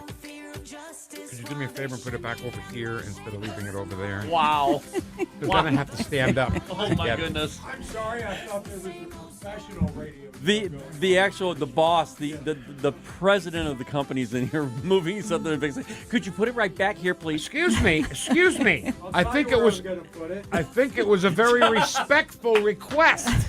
And I'm pointing at the microphone going, get the mic, Jeff. Get the mic, Jeff. What are you trying to do? Pile on me? No. You can get that. You can go talk about your movies somewhere else. No. Never. Speaking of, what are you watching? That's what we're up to now. I know, but I just wanted to. Oh, sorry. It was Somali We're Waltz? 20 seconds out from the end of it. Okay. How am I supposed to know that? You say it like Vic, you should know. There's 20 seconds left. It's the Somali Waltz. It's beautiful, though. New lyric. Oh, thank you so much. The Somali Waltz. What? When your boss walks out shaking his head, that's bad, right? What are you watching? That's good. What are you watching? What are you watching? What are you watching? Kathy KAISER on Fox 2. How you doing? Great. Hi, Good Kathy. morning, gentlemen. How do you find those kind of songs, Ken, before I even get started? They find me. I'm telling you, man. He so subscribes to funnysongs.com, right? Is that what it is? Dear God. It's just such a beautiful song. I was going to say, I've been giggling the whole time I was on. There's another one that he likes to play called Open the Straight, right? Or I Will. Or I Will. And then a song came up this week called We Will Sing Again by Boy George of Culture Club. Wow. Okay. Supporting Israel and the Jewish people. And we played it for Karen. Mm-hmm. And when I said, we got this song, have you heard it? And she thought it was going to be a funny thing. And then I don't know if you caught it, but she was very touched and very moved. Mm-hmm. Oh, yeah, I could tell. By that song. Yeah. Yeah, she's great. Okay, Kathy KAISER, I've noticed that you Yes. give a bad score to one of these movies. So go right ahead. Okay, well, we're going to talk about 4 out of 5 popcorn Spider-Man, brand new day in theaters starting today. 4.5 out of 5 popcorn's Furious, streaming on Hulu. It's a new series. And 2 out of 5 popcorn, 72 hours, streaming now on Netflix. We really need another Spider-Man movie? Really? We do. We do? Oh. We do. Can we do? Well, I have something to say about it, but I want to hear, Kathy, what did you want to say about that movie in particular? I think that if you love Marvel movies, you're going to love it. I loved it. I think that there is a lot more character development going on that I think everyone needs to be a part of, right? So we're understanding what's happening, what's not happening, that type of situation. Who doesn't love Tom Holland? I don't know who Tom Well, I got something to say about that. Okay, well, please, here we go. When the original remember when Spider-Man came out with the, whatever his name is? Tobey Maguire. Tobey Maguire, yes. yes. I thought, okay. I saw him live in L.A. That's great. That's the Spider-Man movie forever. No other new one. When I saw this guy, Holland, whatever, come on, I thought, nah, I'm not doing it. I'm out. And he did these different movies. Well, I found out, I went down to visit my daughter. I'm just sitting there, and I'm like, I'll put this movie on. It was awesome. Mm-hmm. That guy is really, really good. And there was Andrew Garfield in between the two of them. Okay, so I'm ready. I'm ready to watch more of the Tom Holland thing. I'm out. You're out? I'm out. You're not going to Until do it gets it? on cable or something I can watch from my couch. Okay. I don't dislike Marvel. Okay. I think they've gotten a little out of hand. Right. But my husband is right there with you. Okay. He's like, no, I'm not sitting through another one. Go ahead. Also, this movie has Mark Ruffalo. Yes. So I'm not going to go pay more money to go see Mark Ruffalo. Because he is the Hulk. Is he the Hulk? Yes, he is the Hulk. Punk. He's the Hulk? Yeah, but that's the whole thing. He's a tiny little guy, and then he becomes the Hulk. Yeah, that's why he's got to be a part of it. Beyond the politics, Vic. Come on. You can't because he's the Hulk. I'm not paying money to go see it in the theater. Is that what you're saying? No, you don't have to. I'll watch when it comes on TV. It'll come into TV. Yeah. You watch it when it comes up. How much? Go. Oh, no, go ahead. How much AI is this? There's AI in sure, there. Yeah. I mean, he's flying from buildings.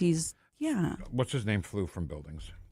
But the way they do it now, Superman? so much more. No. The guy you said. Spider-Man. Tobey Maguire. Tobey Maguire flew from building to building. But now with AI, it's more fluid. It looks more real. That's just something we're going to have to get used to. It's just the way that I just love movie making, okay? And when Spider-Man is really, truly just on a rope behind a car that's dragging him and he's going back and forth, like when you see the making of the movie, I think that's a lot cooler movie making than just, we'll make it AI. Well, I would agree, but I will also say that the million interviews that these people, him and Zendaya, have been doing between the Odyssey and now Spider-Man, right? He did get beat up doing some of the, the stunts and stuff that he has to do. Tom Cruise does it all himself. I know. I think he also breaks ankles running, and that's then what a real man does. Exactly. Yes. Exactly. Right. 4 out of 5. 4 out of 5. Head to theaters this weekend and see it. All right. So Furious on Hulu. Yes. 4.5. Wow. 4.5 out of 5. How about that? This one's intriguing. We only get the first 3. Right? They this reel is a series. you in. It's a Okay. series I'm on so sorry. Hulu. No, it's okay. Series on Hulu. FBI agent Alice Black is taking on a case, working for the FBI, but she used to be a cop, so we're going to pull her back in, and she's going to work on this case with a female serial killer. It's serial killer. A young female serial killer who maybe has been a part of sex trafficking. Oh my gosh! Wow! And there you go. That is a new twist. So TVMA, is that for what's that for? TV for mature audiences only. For sexual reasons? Yes. Okay. Yes, for sexual reasons, for language reasons, for the content of the Gore. storyline reasons. Not really.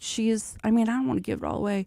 She's not really gory in how she's killing people, but she has a list. All right. Good enough. Who she's going after. All right, don't give this last one more than 30 seconds because you didn't like it, and it's got Kevin Hart in it, so how good can it really be? Okay, well, yeah. Right? 72 Hours right? is on Netflix. And Kevin Hart is a 40-year-old executive that got, invited accidentally to a chat of a bachelor party that's going to be happening in Miami. And he goes because he's struggling with his career and he's not in tune with the younger generation, which is why he's struggling with his marketing career. And he's going to go to this bachelor party and hang out with the young guys and understand exactly what, Gen Z is all about. Yeah. I do like Marcelo Hernandez. Yes. I think he's pretty talented. He is really talented. He's the only reason why I made it through this movie that I gave 2 out of 5. So what didn't you like about it? Well, Kevin Hart. No, actually, I paid to see Kevin Hart at the Fox Theater. As a comedian, I love him. Nah, not me. I know. I know. You're a pain in the ass. No, but I really hate it when they make these dude flicks, as I love to call them, right? That's exactly what this is. You guys aren't all idiots, okay? And I hate the dynamic of you all have to be completely, even if you're 20-something, right? Does that mean that you're still 12? And, and I was going along and without giving it all away, when you're on a yacht and you get knocked off the yacht and something's going to save you in the ocean, are you really going to hold on to a whale penis? I'm just saying. That's a total dude thing, I guess, right? Sure. And that's all I'm going to share. I'm on the whale penis grabbing society. Is that it? Yeah, there you go. America. There you go. I'm like, what is happening? Enough of and that. I'm sorry. It's just the stupidity of it all. I just couldn't get beyond. Okay. It's got 72 hours on Netflix, and if you love that kind of stuff. Is there any new Dexter coming? Oh, I don't know. Wouldn't that be cool? Yeah, wouldn't that be really cool? I thought I saw something, but you don't know what's real and what's not real. Right. They look like ads, and they're really not ads. Right. But I miss Dexter because I really, really like Let me ask you a question. Something I'm watching, The Boys. Yeah. I'm still watching. I revisited it, and I got a lot of stuff out of it this time that I didn't understand last time, so I'm really into it now. Mm-hmm. They have a new season coming out, don't they? I think so, yeah. Okay, boy, that's Yeah. great. They're going to be... Huh? What's that on? It's on Prime. without paying for it. Yeah, you bet. Right. The Boys, Vic. Hey, Vic, you'd like this. What is it about? It's about no, wait a minute. It's about superheroes, but it's a completely different twist. It's the exact opposite of what you would think about superheroes. Is that right? They're the villains. Yeah. Wow, I do like and that. behind the scenes stuff, the debauchery of these supervillains. I love debauchery. Right. Yeah. Yeah, The Boys. Yeah. You said the magic words, Ken. What's that? Debauchery. Yeah, well, and yeah, villains. and villains, yeah. Did you see him perk up? Like, oh gosh. Debauchery. I don't think he's going to be able to handle the gore of it. Why? It's pretty bad. It's I don't know. that's pretty gory. I am the yes. vice president of the debauchery fans of America Okay, as well. A well, busy give schedule. it a shot. All right. Mhm. Let's get out of this, and then we got Miller Time coming up. You ready for that? Fantastic. All right, Let's that's do what it. Are you watching? What are you watching?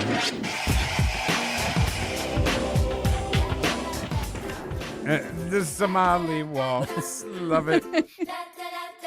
The Leering Centers. All right, Miller Time is next. Stream the Vic Porcelli Show at NewstalkSTL. You're listening to the Vic Porcelli Show. As President Lincoln said, Made in St. What, you have Louis a cough for too, St. cold? Louis. It's NewstalkSTL.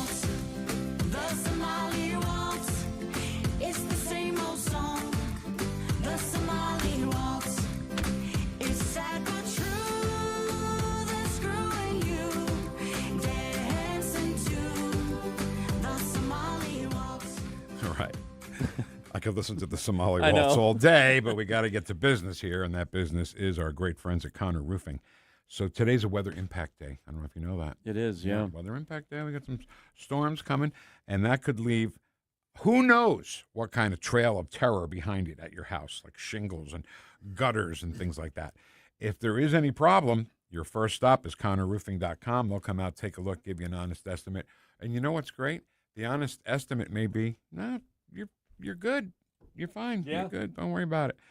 Goober, of course, will come and ring on your bell and say, you need a whole new roof. As a matter of fact, we're going to build your whole house again. And the Connors they're not just great business owners and great for the community, but they love to help out, don't they? They do, Vic. And if you could go to mobetter.org, right in front there it says donate, and it's a great foundation. They're established to help enhance the quality of life of Missourians with physical disabilities, Vic. And in the words of the Wizard of Oz, they're good deed doers. You love stepping. Why do you love stepping on my laughed. That's all punchlines? I did that time. ConnorRoofing.com, ConnerER Roofing.com. Tim Jones and Chris Arps in the afternoon. The House is on recess. We'll ask Dr. and Congressman Bob Onder if Dr. Fauci perjured himself this week at 420. Tim Jones and Chris Arps. Weekdays at 4 on News Talk STL. Can you believe politicians nearly doubled state spending since 2019? Yeah, that's twice the rate of inflation. What do we get for all that extra spending? Nothing. Yeah, and get this, over 200 loopholes are buried in our tax code, written by lobbyists for wealthy corporations. Our tax code is rigged against us. We get taxed on our paycheck, our home, everything we buy. I guess somebody's got to pay for all that spending. That's why we need Amendment 5. It puts politicians on a leash. Forces them to cut taxes and control spending, whether they like it or not. Amendment 5 closes the loopholes, eliminates income taxes, cuts property taxes, and gives $3,000 a year to average working families. We decide, not the politicians. Amendment 5 is the biggest tax cut in Missouri history. I'm voting yes on Amendment 5. Paid for by Missouri Promise PAC, Mark Ellinger, Treasurer. The Herzog Tomorrow Foundation provides private school tuition scholarships through Missouri's new Most Scholars program to cover the cost of accessible, high-quality schooling. Hi, this is Myella Esser with the Herzog Tomorrow Foundation. Our private school tuition scholarships wouldn't be possible without the support of generous Missouri taxpayers. If you're a Missouri taxpayer interested in redirecting your tax dollars and sending them to Missouri students in need of a better education, please contact me at herzogmostscholars.org. Better education for students creates a better tomorrow for all.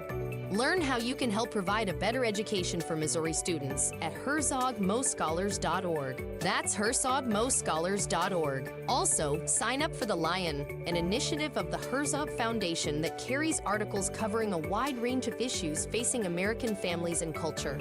herzogfoundation.com. That's herzogfoundation.com. Fox News commentary with Larry Kudrow. Next.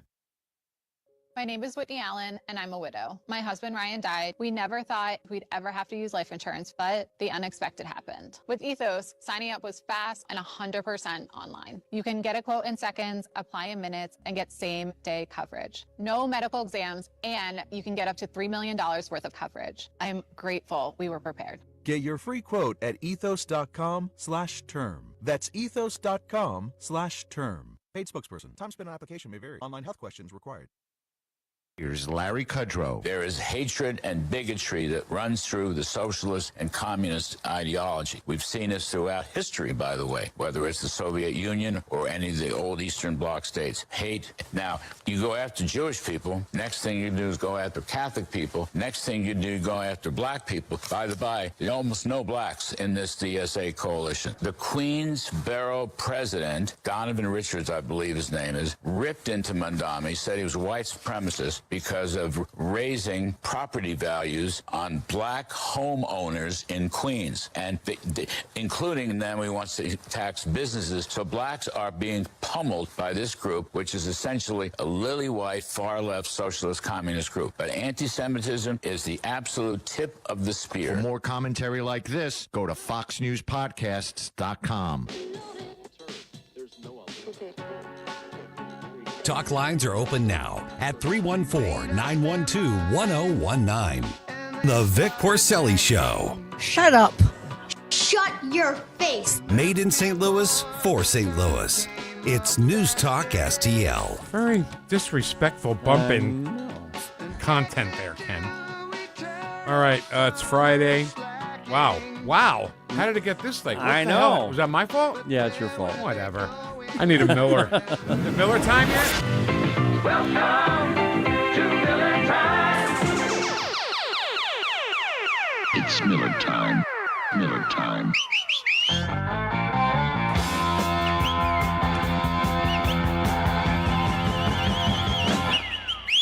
Miller time.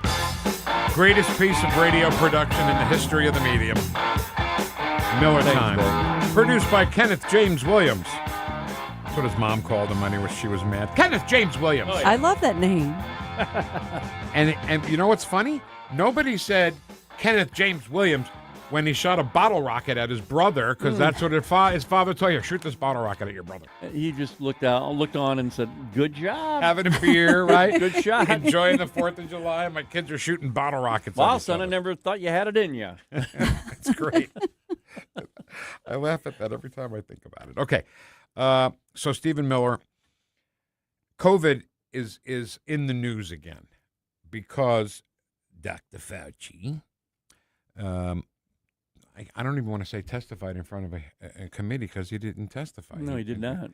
But Stephen Miller says during COVID, it was President Trump who questioned the lockdowns. Miller time. If you remember in 2020, it was President Trump, sometimes alone, sometimes single-handedly, who was fighting the corrupt and broken healthcare establishment. President Trump was the one who questioned the origins of COVID. President Trump is the one who questioned the need for requiring every single American to be tested over and over and over again. He's the one who questioned whether we should require children and healthy adults to be subject to restrictions for an illness that primarily targets the elderly. He's not wrong. No, he is not. But it was Dr. Fauci who told us to wear the mask. And then it trickles down to county executives, right? And Sam Page made us mask up. You know, I'll tell you a funny thing about Ken Williams. He didn't wear a mask. He'd walk into stores without a mask, looking for a fight, right? You were looking for a fight. No, I wasn't looking for one, but I knew I would get one, and I did a couple arguments. And I did. But it's because I was like, I have no choice here. My wife would literally like, put your mask on. And I'd be like, I have no choice. I don't have a choice here. But the thing about President Trump here, okay, more importantly, if you remember the transition, Vic, he was friends with Fauci until he realized this guy's does not have the American people at his heart. He was saying, right to try anything. And Fauci was like, nope, I have deals with Pfizer. I mean, I know that there are better ways to do this. So we're going to do it this way. Well played. What do you think? Well, I think that my husband the whole entire time was a volunteer fireman for 10 years. Wow. Okay. And the whole entire time he's like, honey, if you want to wear those masks, you go right ahead. But what I'm going to tell you is they're not stopping anything. Unless Nothing. we're all walking around with the respirator on like the firemen do, those masks aren't stopping what's happening, right? My wife, as the nurse, said the same thing. Really? I carried a cutout of the little mask that you would buy, and it says, does not protect against COVID. I would say, here, look. It says that. Well, you made that. I mean, it was on the box. I tore it off the box. Right.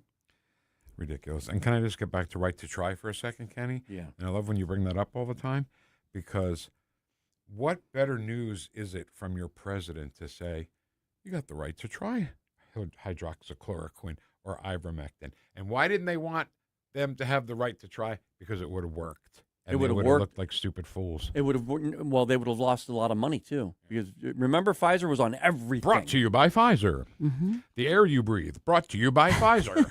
All right, Kenny, let's do another one here. President Trump, he says President Trump saved America from a Great Depression. Ken, give me a Miller. It's Miller time. President Trump saved America from a Great Depression by fighting against those who wanted to shut down the schools and shut down our way of life. He fought to reopen the government. And if you remember, the Biden campaign in 2020 spent hundreds of millions of dollars demonizing President Trump for fighting to keep America open at every single step. Every day, the news cycle was the so-called healthcare establishment attacking President Trump for questioning the experts. And President Trump, at the same time, moved heaven and earth, because there were people who did have pre-existing conditions, they had comorbidities, who did need help. He moved heaven and earth to get our hospitals the equipment and materials they need, which is why we had a vastly lower death rate than all the other developed nations of the world. During that time, if you wanted to be a hero, if you wanted to be so popular, all you had to do was say, "Hey, Trump."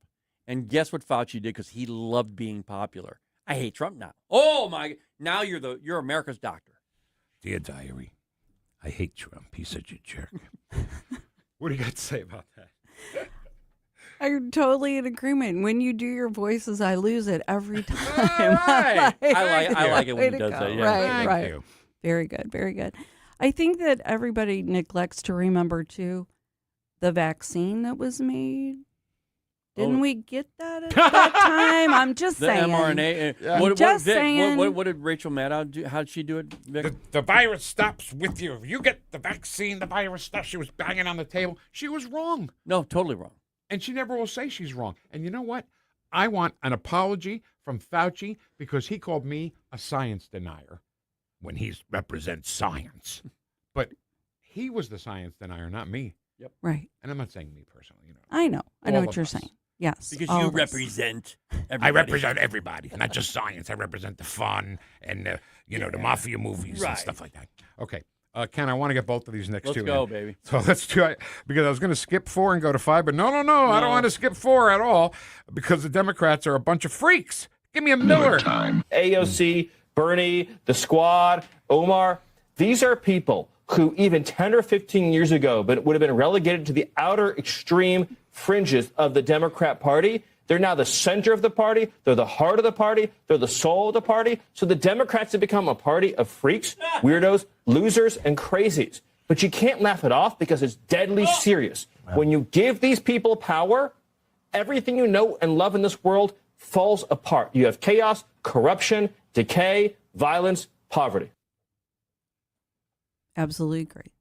I love him, right? I mean, but he says stuff that if you and I stated things so distinct and so clearly as he just did, the world's going, what's happening? No. You and I can't get by with that. Stephen Miller can get by with that. And he's such a good, he never says, he never mispronounces a word. No. He just said that the left are full of weirdos, freaks, losers, and crazies. And who can disagree with that, Ken? Right, and then the next clip we're going to do probably reaffirms a lot of it. I'm good with that. Kenny, give me a Miller. It's Miller time. The Democrat Party has become a party of Marxist, communist, socialist, violent extremists. Right.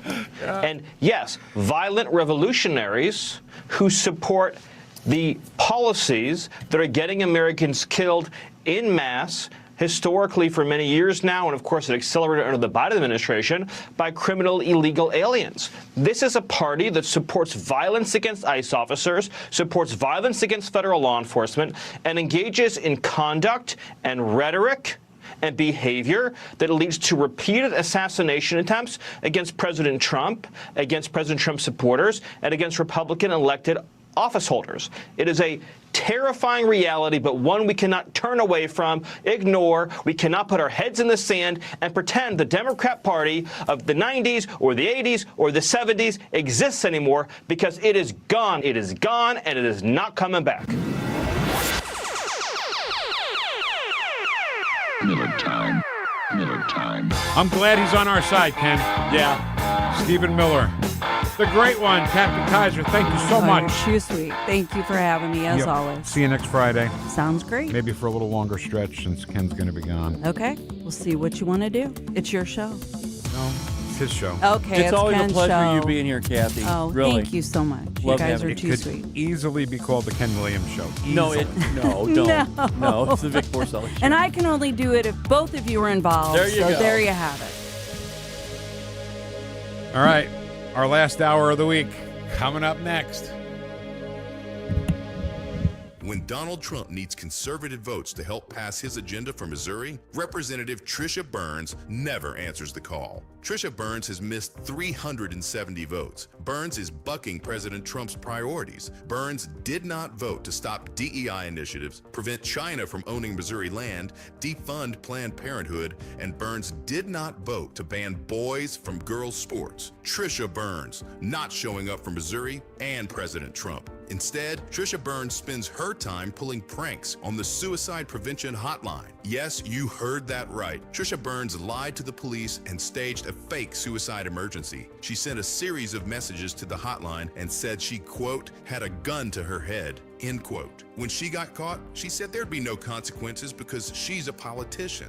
By August 4th, vote to show Trisha Burns that there are consequences to being bad at your job. Let's Go Brandon PAC paid for and is responsible for the content of this advertising. Not authorized by any candidate or candidates committee. Chris Foss, Treasurer. Tired of being the main course at your own backyard barbecue? Meet the Mosquito SWAT team. Every member is a licensed technician who custom mixes your treatment on site. We've got over 15 options and we never lock you into a contract. Take back your backyard, themosquitoswatteam.com. News Talk STL is celebrating our 5th birthday. And we're giving away a limited edition News Talk STL America 250 t-shirts. It's exclusive, it's collectible, and it could be yours. Just head to NewstalkSTL.com to register. Happy birthday! Happy birthday, News Talk. Been listening since day one. Happy birthday to my talk station. 5 years, happy birthday. News Talk STL. News Talk STL. Happy birthday to us, and good luck to you. At Body of Health, we're a small but mighty family operation with big ambitions for your health. I'm Helene Tobler, and I'm jazzed about how our MRI-grade body composition analyzer is putting personalized health and wellness on steroids. It helps me and Dr. Tobler, that's my husband, refine the advice we give to help you feel better and live longer. Body of Health, trusted, discerning, affordable health care the way it ought to be. Learn more at bodyofhealth.com. That's bodyofhealth.com. Steve Ellman leads. Ellman enacted a data center moratorium. He doubled our parkland, built new roads, prioritized safe schools and streets, eliminated the county's real property tax. Ellman for St. Charles County. Bill Eigel misleads. Eigel talks but didn't pay his property taxes, but voted to give tax credits to the company behind the St. Charles data center, and was rebuked by Trump's lawyer for scamming donors. Paid for by the committee to elect Steve Ellman, Michael Summer Jr., Treasurer. Hey, Columbo here for Rockwood Charcoal. Rockwood is made from 100% pure Missouri oak and hickory, so you're cooking with the best and supporting local industry and a local business all at once. There's over 100 area Rockwood retailers. Find yours at rockwoodcharcoal.com. KLGY HD3 Clayton, K270BW Bellefonte, KNVS Bowling Green. This is News Talk STL at 1019, 94.1, and always streaming at NewstalkSTL.com. News this hour at Town Hall. I'm Bob Agnew in Washington. Hamas has confirmed that it will disarm as part of a deal announced by President Trump that also requires Israel to end its strikes and pull out from Gaza. It marks a potential breakthrough in ending the war. Many of America's allies around the world are growingly comfortable, apparently, with waiting out the war with Iran, even as the administration argues their help is needed to more proactively bring an end to the conflict. University of South Florida research fellow Aman Mahmoudian says it is inevitable the conflict will soon involve even more countries. This is going to be a war that is going to be expanded, is going to be enlarged day by day. And the recent events that took place, including the Ukrainians' attack on the Iranian and Russian cargoes in Caspian Sea, is also signaling that there are new parties that they may get involved into this war without any invitation. Former Deputy National Security Advisor to President Trump, K.T. McFarland, says that many countries have beefed up their own pipelines to try to avoid doing business through the strait controlled by Iran. Instead of going through the Strait of Hormuz, they always had pipelines, but they never really put a lot of oomph into them. Those pipelines have been jazzed up, and new pipelines are being built to totally avoid the Strait of Hormuz, not just for Iran, but for every country in the region whose oil exports are affected by Iranian blackmail. McFarland stresses a blockade is still in effect in Iran, with no ships getting through the strait. Major oil companies report massive profits while fighting between Iran and the U.S. impeded petroleum shipments. Prices for Brent crude soared above $100 a barrel for much of the spring. Constrained supplies meant consumers around the world paid more for fuel and were facing shortages. Right now on Wall Street, it is investors not sure which direction to go. They've all been fluctuating. The Dow right now back up by 93 points at this hour. The NASDAQ back up into positive territory, up by about 2 points, and the S&P 500 up by about a half a point. More from townhall.com. Well, it's official. My friends have all switched to Pure Talk because I told them they could save a bunch of money on a super reliable high-speed network with unlimited data. And because they're my friends, they trust me. As for the rest of you, well, Pure Talk understands that even though you might like me, you're not just going to take my word for it, nor should you. For that reason, and for a very limited time, Pure Talk is offering any of their plans for just $15 a month for the first 3 months, including their top-tier unlimited plan that normally sells for $65 a month. Think of it like a test drive, a super simple way to save $150 while you kick the tires on Pure Talk's blazing fast network, and a fine way to see for yourself why I switched from big wireless, along with a few 100,000 of my closest friends. Dial pound 250, say Mike Rowe, and be connected to Pure Talk's friendly U.S. customer service team. Again, dial pound 250, say Mike Rowe, and let the savings begin. This hour of News Talk STL is brought to you by Stifel, serving investors for over 130 years. Contact your Stifel financial advisor at stifel.com. That's STIFEL.com. Travis Wilson here, State Representative from District 106 in St. Charles, Missouri's first state capital. I wanted to remind everyone that we have a crucial primary election coming up on Tuesday, August 4th. No excuse, in-person voting has already begun, and I'd appreciate your vote to continue my service for the great people of St. Charles. For more information on early voting or to learn more about me and the important issues facing Missouri, visit me on Facebook at Wilson for St. Charles. Thank you, and may God continue to bless the state of Missouri. Paid for by Wilson for St. Charles. Merle Schneider, Treasurer. It's not pleasant to hear it, but Missouri is falling behind in its spending of state tax dollars, education, and health care. But there are ways to get Missouri moving forward again and produce a better life for all of us. That's why we at the Show Me Institute put together a 2026 Missouri Blueprint, a roadmap on how the state can move to a brighter future. The blueprint covers policy ideas from taxes to government transparency, from education to health care and budget reform. Let's allow students to attend the school of their choice. Let's adopt new proven methods to help the many school kids who can barely read. Let's limit state spending growth for Missouri's long-term financial stability. And let's invest in future needs with more nuclear energy. Why not common sense reforms to make things better for all Missourians? Check out our 2026 Missouri Blueprint, moving Missouri forward at showmeinstitute.org. The Show Me Minute has been brought to you by Show Me Institute and Show Me Opportunity. I'm Bill Eigel. I'm a no on data centers. Last year, when a new hyperscale data center was up for a vote in St. Charles City, I'm the only candidate for county executive who stood with you in opposition. Meanwhile, Steve Ellman was writing op-eds in support of data centers. In fact, He spent $400,000 of your taxpayer money to identify 6 locations just for data centers in St. Charles County. I'm Bill Eigel, and if you don't want data centers in our county, then I'm asking for your vote on August 4th. Paid for by Eigel from Missouri. Lisa Borchers, Treasurer. This hour, the Vic Porcelli Show, brought to you by the Trolley Stop Bakery, the official bakery of the Vic Porcelli Show. You're listening to the Vic Porcelli Show. A 3-hour tour, a 3-hour tour. The weather started getting rough. We squeeze in a dry hump day under partly sunny skies.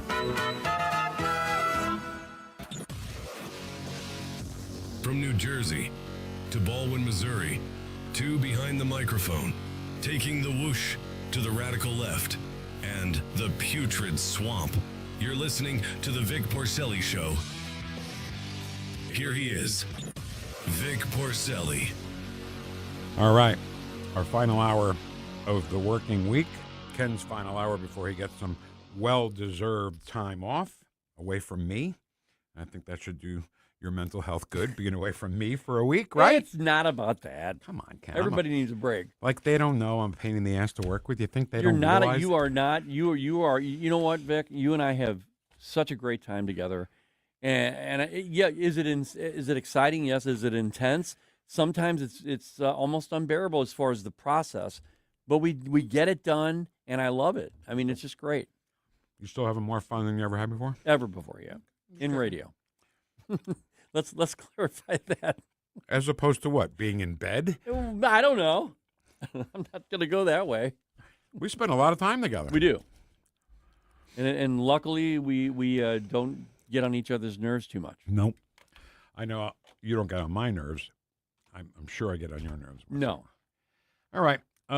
So let's talk about people who do get on our nerves. That would be Joe and Mika. Is it Mika or is it Micah? Is it's it Mika? Mika Brzezinski. Mika Brzezinski. Are they married? Yeah. Well, why doesn't she just change her name? I know. Because it's too hard. That's why she can't vote. Because she's an independent woman. How dare you suggest that she take on her partner's name? You missed me. You missed what Did I? Oh. Yeah. I'm That's shocked. aggravating, isn't You it? shocked? You're a pain in the ass to work with. Can I tell you the truth? Let me start again. Mika Brzezinski. She didn't change her name, so now she can't vote. Oh. See, we're keeping her from voting because her name is Mika. What is it? Brzezinski? Mika Brzezinski. Brzezinski. And Joe's name is still Scarborough, so there's no way she can vote, and that's a deep state Republican, assault on her. Yes. God, they're so stupid. And by the way, do you really want to say that? Hey, you got a new girlfriend? Yeah. What's her name? Mika Brzezinski. Okay, Jerry Lewis. I don't think I would want to say that. All right. Let's play Mika talking about the New York Times.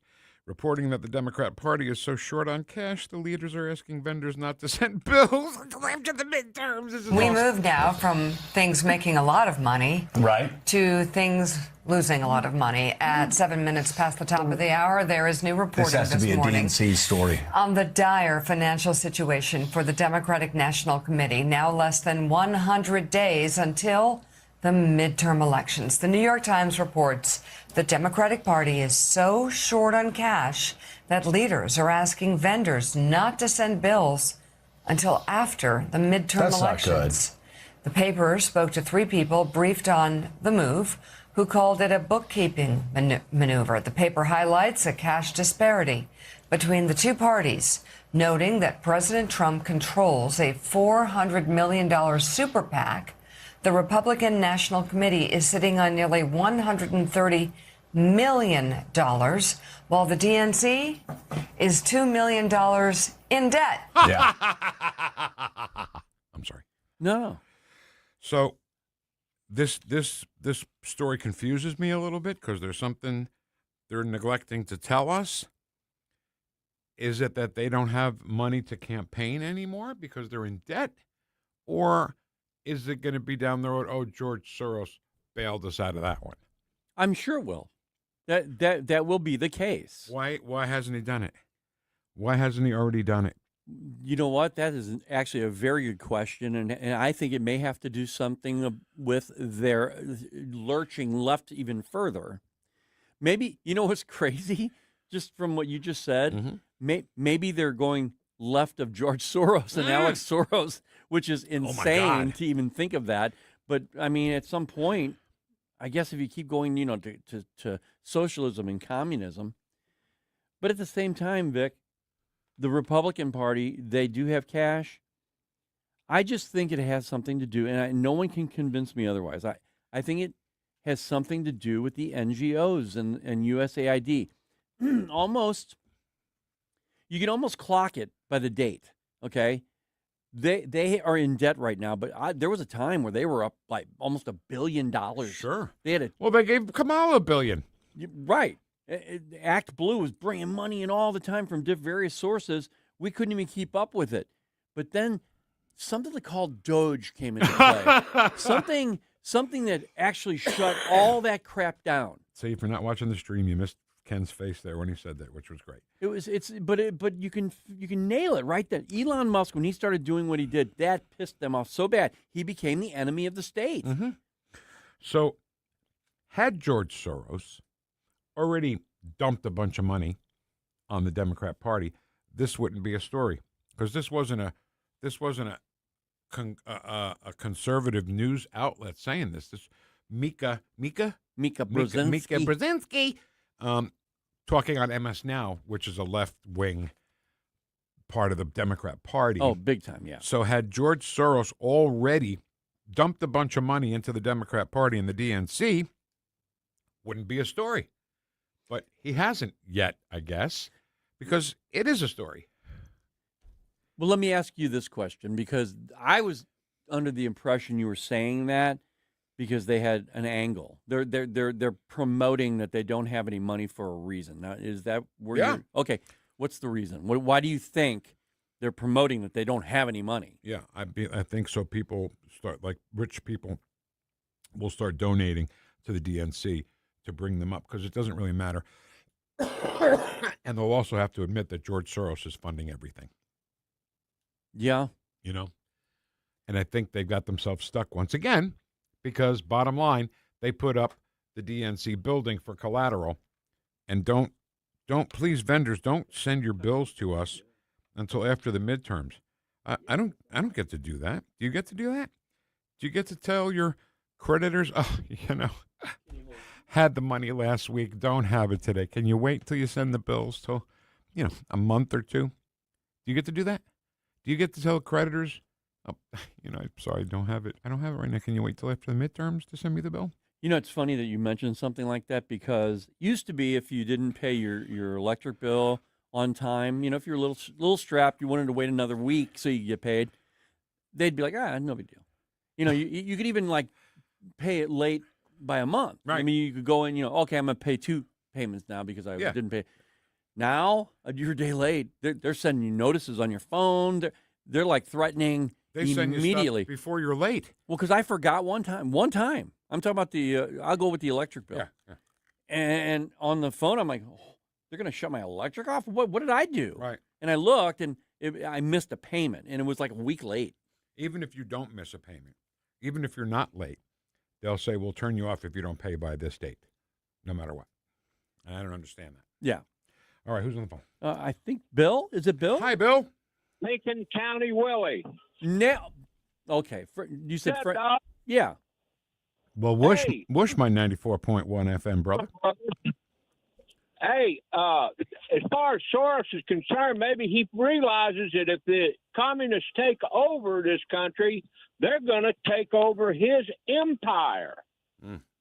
Because if they're communists, it's not his anymore. It's not his money anymore. No, not at all. They don't mess around with that. The CCP even. If you go to China, they ain't spread... no Soros in China. No. Yeah. No. That's a great point, Joe. Joe? No, it's Bill. Willie. Sorry. Willie. Franklin County Willie. Franklin County Willie. Whoosh. Hey, my brother. Thank you. How you fellas doing? Hey, have you heard about Moron Mundummy? I have. Yeah, he's gonna start requiring all transgender men in New York to start wearing burqas. Oh my gosh, that's so funny. That's a good joke. That could be true. I'm not dismissing that. That's like a Babylon Bee thing. Is it true or not? Yeah, is it true, Willie? it sure hide a whole lot of ugly. Sure would. Willie. Hey, whoosh, my brothers. Whoosh, my brother. Have a great Whoosh. weekend. Willie said He's the hell with gone, you guys. baby. Franklin County Willie. Now, where were we before he came in here? Oh, you know. The Democrat Party. Right. No money. But see, here's the thing about that, okay? You've got that as their one problem. The Democrat Party is so fractured right now, okay? And the thing about it is that they do so well, they don't advertise it. The media will protect them. If the Republicans were going through half as what they're going through right now, with being splintered by so many different factions, this would be, you know what they would have under the chyron on every news report in the evening news? Okay, here's their piece here. There'll be like 5 different distributions of the Republican Party. See how fractured they are? Yep. They're so horrible. Yep. But they don't do that because they protect the Democrat Party. And the Democrat Party right now, not only financially, but I'm saying philosophically, they are fractured. 2 things. One thing, they would say the walls are closing in. There you go. Yes. Remember when they'd say that about Trump? All the time. All the time. The walls are closing in on Trump. That's the first thing. The second thing is, I agree with you that the Democrat Party is fractured. And I believe, now I love you, you know I love you. I believe I said this a while ago, that the Democrat Party is fractured. And you said, nope, you're wrong. And you gave me some reason why I was wrong. Okay. Islamic reason. Damn, I was wrong then, wasn't I? But it's okay. But I agree. They are fractured. They don't have a leader. They don't have even a group of people who can lead the party into some sort of same direction.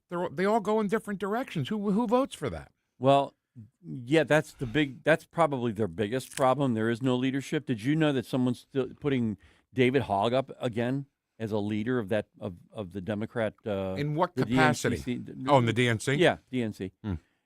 Isn't that crazy? Mm-hmm. This is a guy who was trying to do a failed pillow company, to fight against Mike Lindell. Mike Lindell. Wow. Yeah.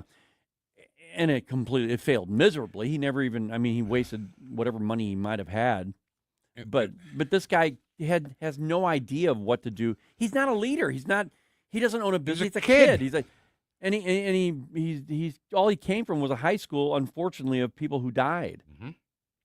And all I'm saying is, I'm not saying anything about anything. I'm just giving you facts, okay?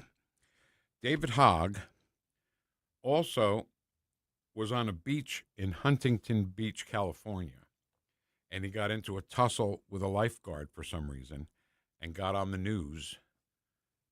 And so what I'm saying is he's kind of just an attention whore. Yeah. No, I'll go with that. And more people, well, somebody didn't go along with that, and they're not with the show anymore. But I'm just saying that it's being an attention whore doesn't make you smart. That's what I'm trying to say. Okay. I'll go with that. It doesn't make you knowledgeable. Right. I still think experience is everything. And you know what I thought of, Ken, for a second? Sorry to completely squirrel you, but Kathy was talking about this Kevin Hart show or movie. Is it a movie? It's a movie. And he's an advertising guy, and you can't keep up with the advertising of the 21st century. I guess all the old guys in advertising, we're in the radio business. How many old guys in the radio marketing business do we know, right? Right. Plenty. Yeah. Well, I'm sure they all have become obsolete because the kids have the new way of thinking. And that's why every commercial you see has the most annoying music in the background. And right now, the Today Show is playing some spot every day. I'm like, oh, my God, really? This is the best music you could find for this product? You know, that is a good point because I know that, like my daughter, for example, she's getting into the business world and all that stuff, and they have just a different way of thinking, but they have the technology at their feet. They've studied it. They know going in, out of the gate, that how to use the latest technology. Correct me if I'm wrong. You still have to have a good idea. You do, and that's the bottom line. And experience, the older guys with the experience, I think, do have good ideas still. Well, what I told my daughter is industrial knowledge, knowledge of the industry is more important than any college degree. You better find people that you're working with now that have been in this business for 20 plus years and pick their brain as much as they'll let you do it. Yeah. And I hope she follows that rule because I think it's so important. I did it when I first came into radio, Vic. I did it. And I recommend that to everyone. And Mike Elam even mentioned it when he was in here. Mike Elam, he would sit there and do his production. I'd say, hey, can I just sit back here and watch you? And he's like, yeah, man, stay here. Van Lorenz. Yeah. I would do that with him. He's a good guy, too. Yeah. Lib, but good guy. I think anyone just trying to break into an industry needs to shut the up and watch and listen. I told Dave Jones that exactly like that, except I did say the word that I couldn't say here. Right. Don't you cuss on this here radio. Just listen and learn. And you know what? He did. And he was a great promotions guy. He really was. It's not, you don't know everything. There's no way you know everything just coming out of college or wherever. And I'll argue this point. I've been doing it for quite a long time, but I listen to everybody. I mean, if somebody's coming in, I am at least listening to them. I might even say, well, you don't have this right, but let's do this way. And then I show them, but I can learn something from everybody. And proof of that is Jeff, our boss, he's also our coach, right? He coaches us on what we do and tells us all the stupid stuff that we do. And I beg for coaching all the time from him, Right. And I've been doing this a long time, but I don't think I know it all. No. And I think no matter how old you are, how young you are, kids who come into this building and think they know it all, why don't you just sit down and shut up for a minute? For just a minute and just listen. All right. Did you get your sample ballot? You didn't need it, right? I did get a sample ballot. Did you? Good. Yeah. Okay. Yeah. As we get closer to the election day this Tuesday, keep it right here on News Talk STL for all the details on the candidates and amendments. Plus, you can also go to newstalkstl.com, click on sample ballot, and get a sample ballot for your county. I think that's very important. It is. To know what you're doing before you go in there. Because, again, correct me if I'm wrong here. God, the referenda questions are just so confusing. Yeah, and it gives you the opportunity, I think, that when that happens, Vic, you can actually, here, I'm going to go on the internet and find out more about this. Absolutely. Because they're not going to give you all the information, but you can get it while you're at home. And August 4th, be sure to vote. Listen to News Talk STL Election Night for all your great coverage starting at 8 o'clock. Ken, is this Argent? Yep. Hold Your Head Up. I love this song so much. So good. It was on every store on the boardwalk in New Jersey that summer. When you walk in to buy this tie-dye shirts and all this fun stuff. Everyone. All right, that'll take us right up to Chatbox, which is next on News Talk STL. Welcome home.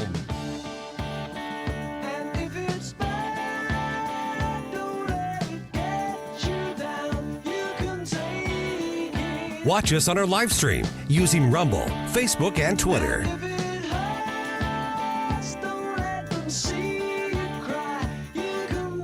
The Vic Porcelli Show. You used a phrase, I want to make sure I understand what you mean by it. You've referred to people with a capacity for pregnancy. Would that be women? Correct! Made in St. Louis, for St. Louis. It's News Talk STL.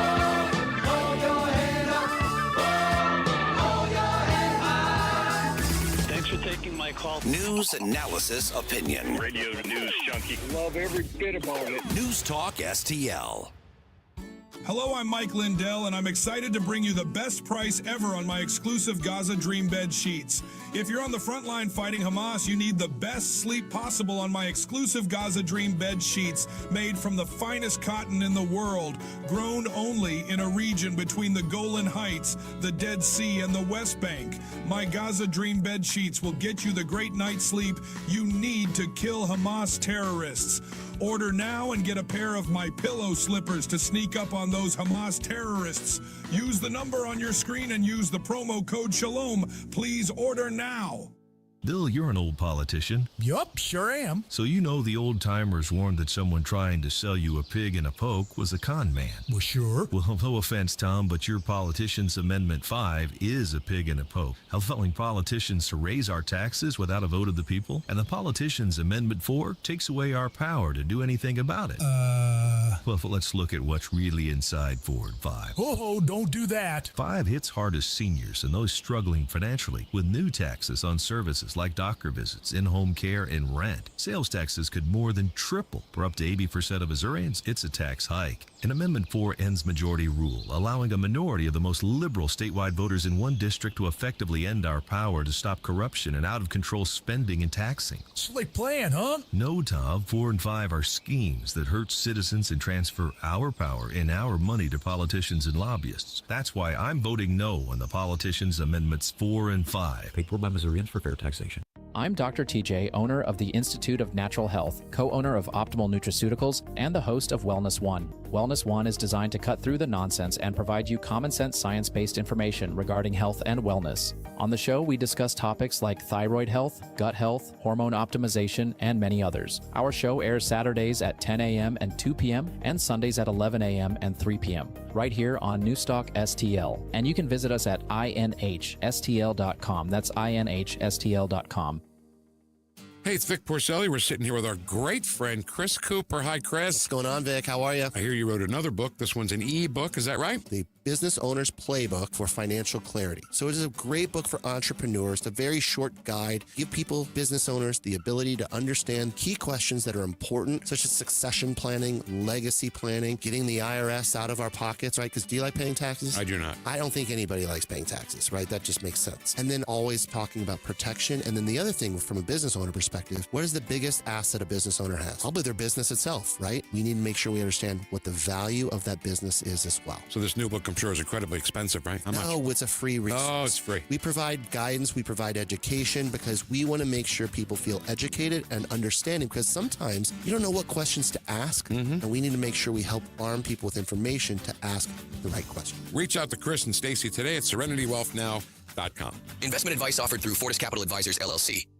Have you heard those ads claiming Amendment 4 stops conservative amendments? That's not true. It actually stops a couple big cities from pushing radical ideas into our Constitution. Remember 2024? Only 8 out of 114 counties voted to allow transgender surgeries on children. That's terrifying. We can't let just a handful of counties rule the whole state. Exactly. Amendment 4 requires broad statewide support and keeps foreign money out of our elections. Vote yes on 4 this August 4th. Paid for by Freedom Principal MO, Missouri First PAC. Kate Sickles, Treasurer.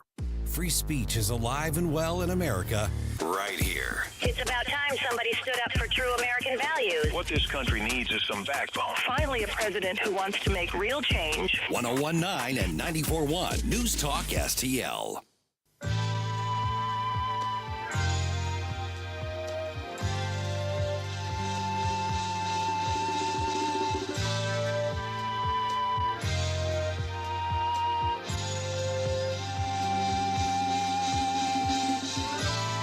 Talk lines are open now at 314-912-1019. Vic and Ken. Ken's a cat. He plays saxophone. Vic owns a cat, and he has cat-like reflexes. The Vic Porcelli Show on 101.9 and 94.1 News Talk STL. So you're not going to play it? What I sent you? Yeah, I'll play it right now. I'm waiting. I wish I knew how to do it. There's guys in here that know how to build. I got buddies like this. They build like a deck on the weekend.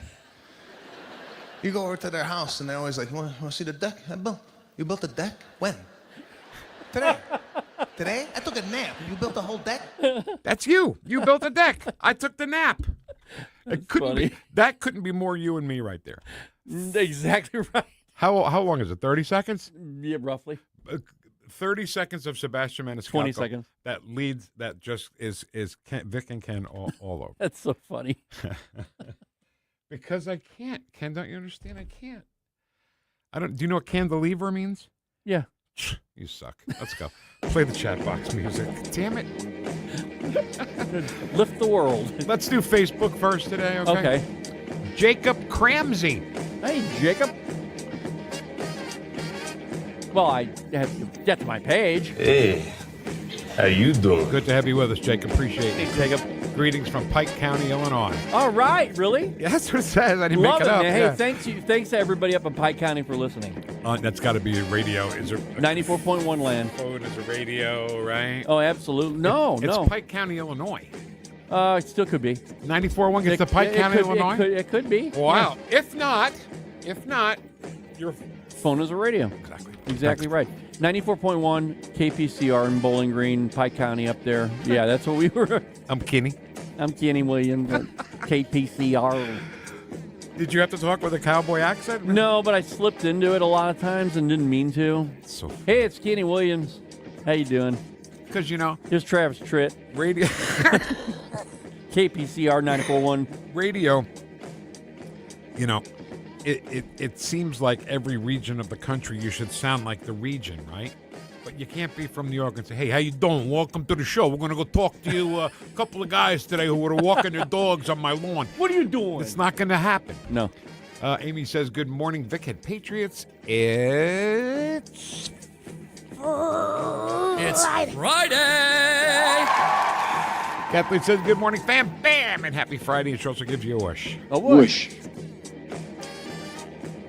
So Tom Treeboat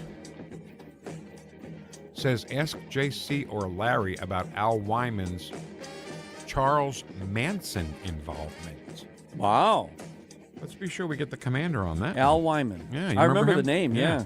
He was a reporter, KMOV. Yeah. Good morning, everybody. Thank you, Tom. Bill Harrison says, good morning, Big Heads. And a whoosh for you, Ken? Oh, yeah, whoosh for you, buddy. Okay. Good morning, St. Boss. Okay. Scooter's got a question for Mr. Eigel. If elected, do you plan on reducing the number of St. Charles County employees? Thanks in advance for your reply. I don't think he'll reduce. I mean, he won't fire people, but maybe he just won't hire people. Maybe it'll be a hiring freeze. Maybe, Which, by attrition, would shrink the government. Well, yeah, but it won't be imposing on, firing people. No. I don't. Yeah. When people retire, you just don't hire somebody to replace them. Exactly. Yeah, I think that's a very, very responsible thing to do. And good question, Scooter. It's a good question, Scooter. Hey, Scooter, good question. He blinded them with science. Science! Science! Of course it was bogus, but still, they were blinded, obviously. Dear Diary.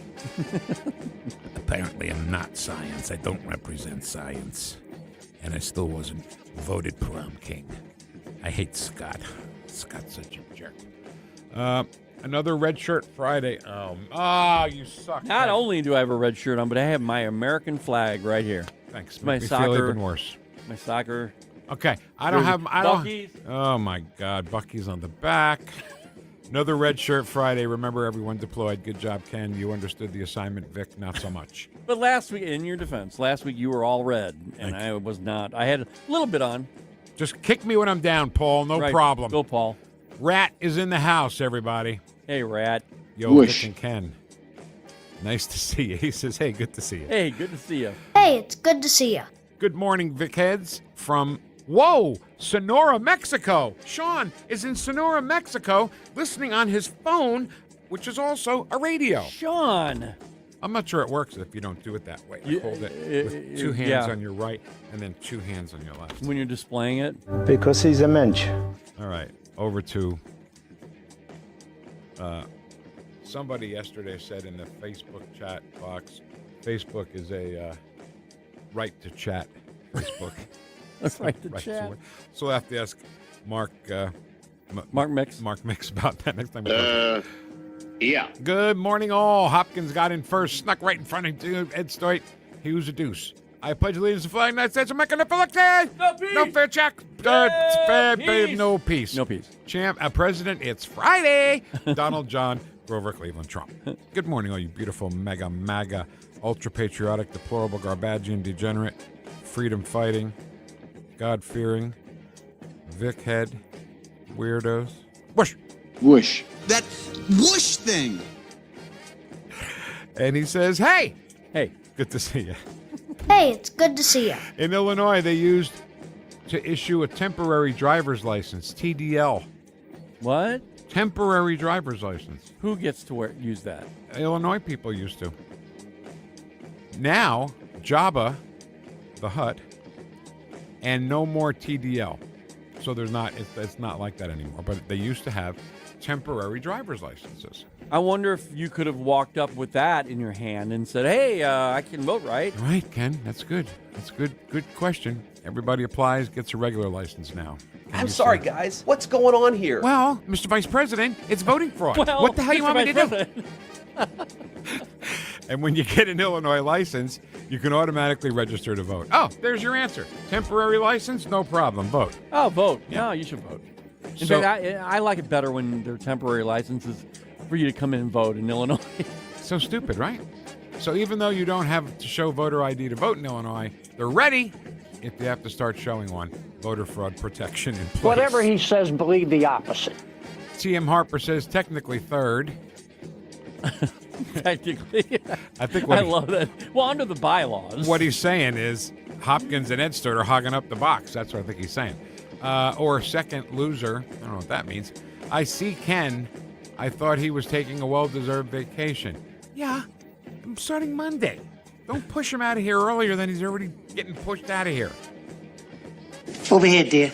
I always liked Larry C. on the news back in the day. Yeah. Now I like him even more, getting to hear his conservative views and all in the amazing history he took part in. Steve is the best. Steve Savard. Yeah, I've always liked Steve. So happy for him. I like the idea that he went to school here. You know, high school? Yeah. When I was at KTRS, he did the play-by-play for the Rams, which we had the games on our station. So we got to talk to him a lot. And I don't remember who it was who was doing the games with him, old guy. And everything he said, he kind of repeated himself, like Johnny Two Times, or whatever his name is, on Goodfellas. Right, you know? yeah. So I said, Steve, you've seen Goodfellas, right? He goes, oh, yeah. And I asked about the Two Times guy. Oh, yeah. I said, well, here's your broadcast partner. And I played it for him. He was laughing his ass off on the other side of the phone. Steve is great. Steve Savard will be the new full-time lead anchor on KSTK, I guess, starting Monday. Commander Connor is already on the right. Fight, fight, fight. Most broadcast of sports today is horrible. They are announcing a play and have to stop midstream and say that strike was brought to you by. No kidding. Wow. Yeah. Rolaids. Remember Rolaids? Everything. Sponsored the relief pitcher that came in because they gave you relief. Yeah. God, so bad. Ed Stoyd, I agree. I like the Mad Hungarian and Danny Mac, though. The Mad Hungarian was very influential to me because wasn't he left-handed or not? No, he wasn't left-handed, but it was something about him that the way he pitched, I believe, the leg kick or something, it was something about him that I was like, I could really relate to this guy. It probably is this. He'd have his back to the pitcher. And he would pop his glove. Then he'd pop the glove, turn around and pitch. Yes. He was the Mad Hungarian. Right. He wasn't a Mad Hungarian for nothing. So can I tell a quick story? Yes. My friend Sal loved the Mad Hungarian. No matter what team he played on, he loved him. Because Sal loved him because he was crazy, you know? Because Sal was a little crazy. So I was at the river, and Al Roboski is our guest, you know? And I said, my friend Sal, he just loved you, and he just loved the way you pitch. And he goes, well, let's give Sal a call. So I gave him my phone, and Al Roboski called Sal on the phone. Oh, that's awesome. And, of course, the jackass wasn't there and didn't answer. Oh, no. But he's got a voicemail. He'll always have a voicemail from Al Roboski on his phone. The Mad Hungarian... The Mad Hungarian talked at my kid's elementary school, and he was a complete gentleman that related to the kids, completely different on how he was portrayed. I completely believe that. If Trump is correct, then we blew up all their missiles. How do they keep fighting rockets? Because China is sending in arms. Well, I honestly don't think that's the case yet, Vic. I do believe that they've probably got a stockpile somewhere we don't know about, but that's going to go away too. Why do we know about it? Well, I'm not saying they don't. They hit us, so we hit them back. Exactly right. Kind of like that. Gotcha. Those numbers are made up. I have no idea what they had. I really don't know. I should have said 2,000 also, but the point is that you took out most of them. Shouldn't have said that. So neat. Understood. Trump never said most. He said all. He exaggerates at times, And he Okay, needs to okay, fix it. okay. Would you? What? Well, he says, that he says stuff like that. The bottom line is he comes back with the facts. Okay, I know he bloviates. You know what? I don't know of any president in the history of this nation that didn't bloviate. Period. T.M. Harper is I'm going to skip some of his if that's okay, because there's a new guy named Mark V. The goal, he quotes Vladimir Lenin, the goal of socialism is communism. Mark V, new to Hey, how you doing? And Ed Stoid even welcomed him. Welcome, Mark V. You should thank you, sir. Politeness in the chat box. I love that. Good night, Dick. Mark's working for the union. Love the Miller graphic. When we do Miller time, you got to watch the stream because Ken found this cartoon of Stephen Miller. And if you get high enough, if you smoke enough pot and you look at it, it'll look exactly like that cartoon is talking. Is that right? got manure for your brains. All right. Right. Wait. The What? Williams Porcelli Show. What in the hell is What the hell's going on there? What is that all about? The Vic Porcelli You Show. behind this? Nope. Okay. Not that I know of, anyway. Of audio clips. Hey, can I say congratulations to somebody? Yes, go ahead. My sister-in-law, Betty. I saw that. She's the director of the St. Louis City Republican National Committee. And her picture was on Facebook recently. Yes. Because of that. Yes. Yeah. Congratulations, Betty. Betty used to say hi to us in there, and she doesn't anymore, so I'm assuming she doesn't like me anymore. Not that she loves listening when she can, but she's a busy person now, Vic. Too busy for Vic and Ken? Whoosh. I give her a whoosh anyway. All right. Whoosh to you, Betty. Wheel of Audio Clips is next on 101.9 and 94.1 News Talk STL. Winding your way down on Baker Street, lighting your head and dead on your feet. Well, another crazy day. You'll drink the night away and forget about everything. Like us on Facebook at News Talk STL. You're listening to the Vic Porcelli Show. Let's talk about the fact that President Trump incited an erection. Made in St. Louis for St. Louis. It's News Talk STL. On the next Larry Connor's USA. The story behind the story. 400 ready to watch the newest Batman movie. The theater became a killing field. Larry Connor's USA. Now weeknights 6 until 8 on News Talk STL. The radical left let crime and drugs pour into our nation, and they let biological men into girls' sports. But here in Missouri, if there's a problem, we fix it. That's why Ann Wagner's fixing the mess the radical left made and delivering for us. Wagner voted to ban biological men from competing in girls' sports, and she voted to fund the police and provide more resources for Border Patrol agents, keeping our families, communities, and children safe. And Ann Wagner didn't stop there.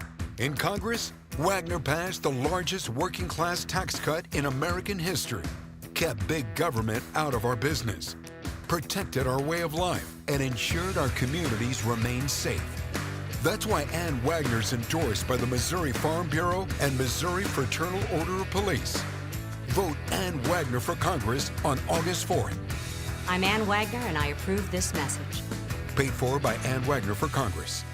When you're approaching retirement, there are a lot of questions to answer. Do you have enough money to fund your income for life? How should you claim Social Security? And what's your plan for health care and long-term care? Hi, I'm Eric Robert, Director of Investments with the ClearPath Wealth Management Group at Stifel and host of On the Money Saturday mornings at 9 on News Talk STL 1019. Don't leave your retirement to chance. It's crucial to understand and address relevant risks before you retire. Our team can help you get organized, guide you through critical retirement decisions, and create an investment portfolio designed around your needs. To schedule your free retirement plan consultation, go to clearpathinvesting.com. That's clearpathinvesting.com. Or call us at 636-695-2650. That's clearpathinvesting.com or 636-695-2650. Stifel Nicholas and Company Incorporated, member SIPC and NYSE. When Donald Trump needs conservative votes to help pass his agenda for Missouri, Representative Trisha Burns never answers the call. Trisha Burns has missed 370 votes. Burns is bucking President Trump's priorities. Burns did not vote to stop DEI initiatives, prevent China from owning Missouri land, defund Planned Parenthood, and Burns did not vote to ban boys from girls' sports. Trisha Burns not showing up for Missouri and President Trump. Instead, Trisha Burns spends her time pulling pranks on the suicide prevention hotline. Yes, you heard that right. Trisha Burns lied to the police and staged a fake suicide emergency. She sent a series of messages to the hotline and said she, quote, had a gun to her head, end quote. When she got caught, she said there'd be no consequences because she's a politician. By August 4th, vote to show Trisha Burns that there are consequences to being bad at your job. Cut the Bull PAC paid for and is responsible for the content of this advertising. Not authorized by any candidate or candidate committee. Ice. Yo, VIP. Let's kick it. Ice. All right, stop. Collaborate and listen. Ice is back with my brand new invention. Ice. You cannot simply waltz across our border and live here illegally and expect to stay. ICE is out there doing the job that they swore an oath to do. ICE, and they are removing public safety threats from our communities every day. ICE. Ready to go. We are going to enforce our nation's laws. Yo, man, let's get out of here. Word to your mother. ICE. Ready to go. ICE. Ready to go. The largest mass deportation operation in American history of illegal criminals. ICE. Ready to go. Ready to go. Is that you? Yeah. Ready to go? Ready to go. Beautiful. All right. I love it. And Caroline Levitt, of course, is the voice of Ice, right? Oh, yeah. We haven't played that in a while because Ice comes and goes in the news. It does, yeah. You know? Yeah. So now it's back in the news, and now I just got to remind you who the idiots are and who the idiots aren't. Right. Is that fair? Yep. All right, Ken, I'm pretty sure it's time for the Wheel of Audio Clip! Wheel of Audio Clip! Brought to you by Johnson Heating and Cooling, making homes comfortable all year round. 636-332-4141. It's America's favorite game show, the Wheel of Audio Clips. Here's the host of Wheel of Audio Clips, Vic Porcelli. Thank you, Jim Miles in studio audio. It's one of my favorite things when we say hi to the studio audience. I really like it. They're active. They are up. It's Friday. Had their coffee. They're cheering for Ken. They're saying, look at that one saying, Ken, have a great vacation. It says, well, I'm not going on vacation, so you can't do that on me today. Okay. You can't. The sign says, have a good vacation. Okay. Ken. Okay? They want to come with signs, they can come with signs. That's right. All right. It's the Wheel of Audio Clips. We take all the clips that we heard all week, we throw them on the wheel, we spin the wheel, wherever it stops is what we play. Ken, give that wheel a spin, and let's get going.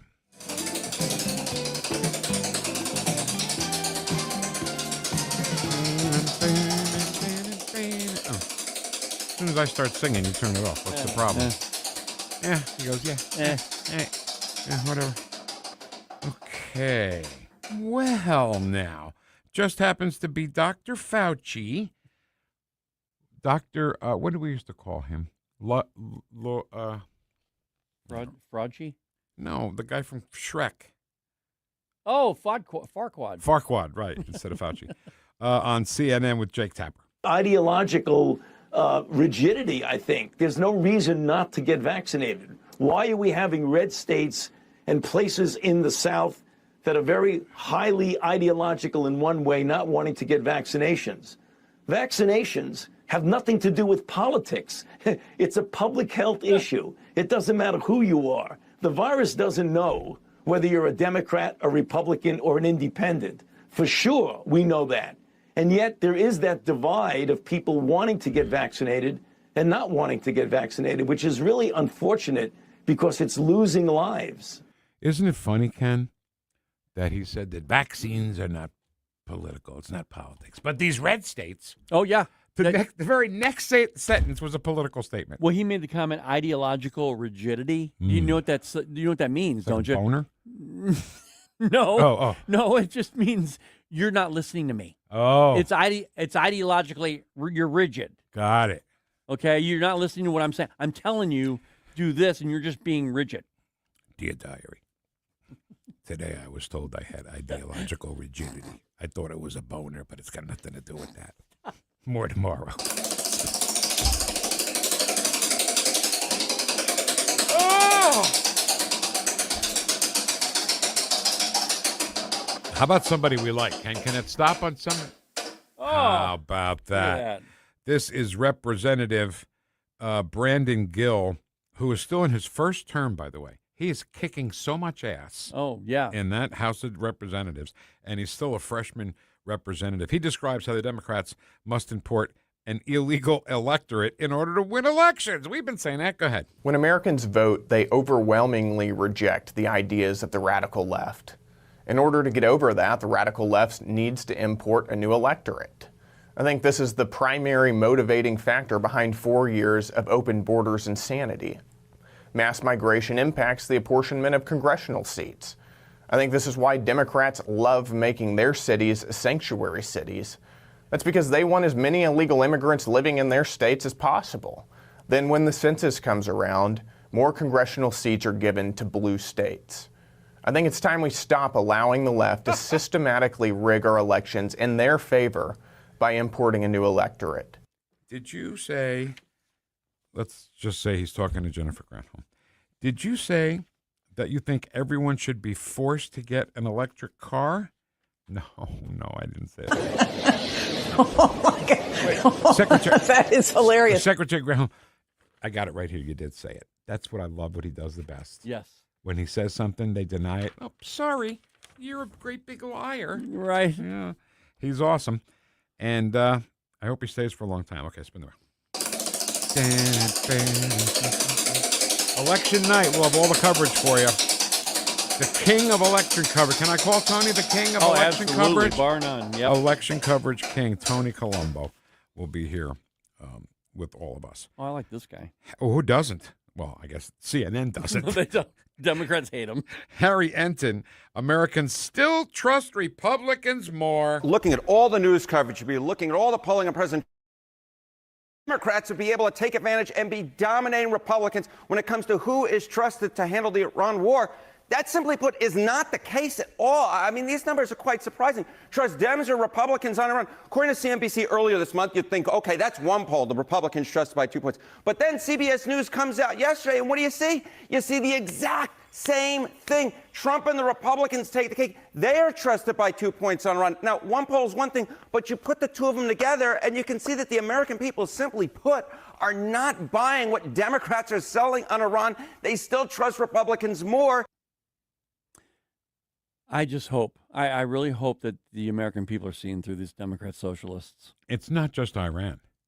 I think the American people love or support what Republicans are saying more than Democrats in anything. I honestly think it goes farther than that. I think they support conservative values, and they support Trump. It is a difference. There is a difference there. And you know what, Ken? Our side needs to shout that from the rooftops. Yeah. Okay? Because if you listen to people like AOC or, God forbid, Joy Reid or anybody like that, they will flat out lie and tell you this is not what the American people want. Most Americans don't want this. Yeah, I represent all of them. And then you look at the paper, I'm like, well, not at all what it says. Right, not at all what it says. No, the American people will agree with me. Anyway, dear diary. No, go spin the wheel.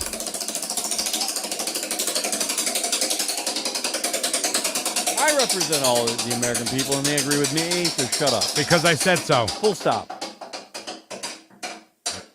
I'm leaving. All right. I'm not sticking around. Whoa, Vic. Look at that. Oh. So, as long as you promise not to say that evil, terrible... I did it on purpose. I know you did, and I'm asking you not to anymore. At least today. I won't. For 8 minutes. We have to get into the Wayback Machine. Is it all DW40? No. Oh, look at that. Started right up.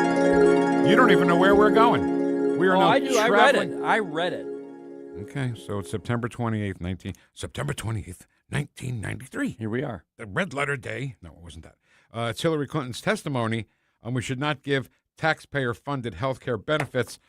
I'll be damned to illegal aliens. As to illegal aliens, we agree with you that we do not think the comprehensive health care benefits should be extended to those who are undocumented workers and illegal aliens. We do not want to do anything to encourage more illegal immigration into this country. We know now that too many people come in for medical care as it is. We certainly don't want them having the same benefits that American citizens are entitled to have. Do the illegal immigrants know her murder record? Mm-mm. I think they should. They should. Boy, she sounded so lucid and so smart and so conservative there. Yeah, I'm sure she had an angle back then as well as the angle she has today. I mean, she just changes with the wind. So how do you believe it? You can't. All right, get us back to the present. All right, let's get and back. then we'll move on and finish up the more. Yeah. I think a tune-up help. Spin the wheel.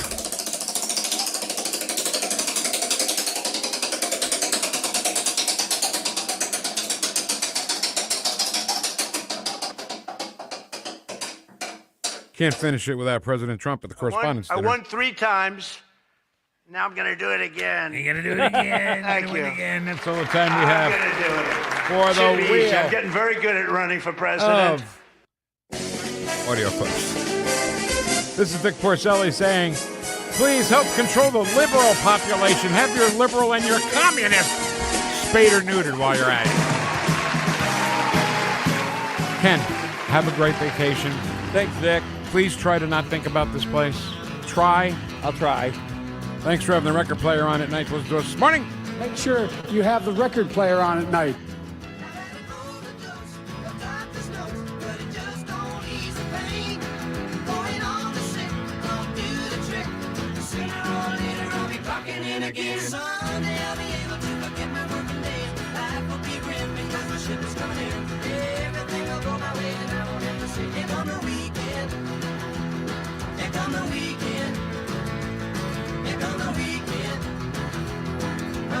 So tough, I think I've had enough until the weekend. Here come the weekend. Here come the weekend. Here come the weekend. Bill, you're an old politician. Yup, sure am. So you know the old-timers warned that someone trying to sell you a pig in a poke was a con man. Well, sure. Well, no offense, Tom, but your Politicians Amendment 5 is a pig in a poke, allowing politicians to raise our taxes without a vote of the people, and the Politicians Amendment 4 takes away our power to do anything about it. Well, let's look at what's really inside Forward 5. Oh, don't do that. 5 hits hardest seniors and those struggling financially with new taxes on services like doctor visits, in-home care, and rent. Sales taxes could more than triple. For up to 80% of Missourians, it's a tax hike. And Amendment 4 ends majority rule, allowing a minority of the most liberal statewide voters in one district to effectively end our power to stop corruption and out-of-control spending and taxing. Slick plan, huh? No, Tom. 4 and 5 are schemes that hurt citizens and transfer our power and our money to politicians and lobbyists. That's why I'm voting no on the Politicians Amendments 4 and 5, paid for by Missourians for fair governance. Tony Colombo here for Gutter Pros and Exteriors, your all-in-one service team that brings years of experience and quality that's affordable right to your doorstep. Christine and I discovered Gutter Pros and Exteriors when we bought our home and inherited a gutter problem. And they've also repaired siding damage on our home because along with gutter repair, gutter installation, and leaf protection, the Gutter Pros team are also the best for repairing other exterior damage, including fascia, soffit, and all siding repair and installation. Learn about all the ways Gutter Pros and Exteriors can help your home or business right now at gutterpros.com. This is Mark Harder with RE/MAX Results, the #1 RE/MAX franchise in the region. As a licensed real estate broker with RE/MAX Results for over 20 years, I've seen the ups and downs of many real estate markets, including the one we're in right now. With the spring market in full swing, now is the time to leap into the buying or selling of your home. Someday is not a day. Today is the day to make your move. Call me at 314-852-8933 or email me at markhardersells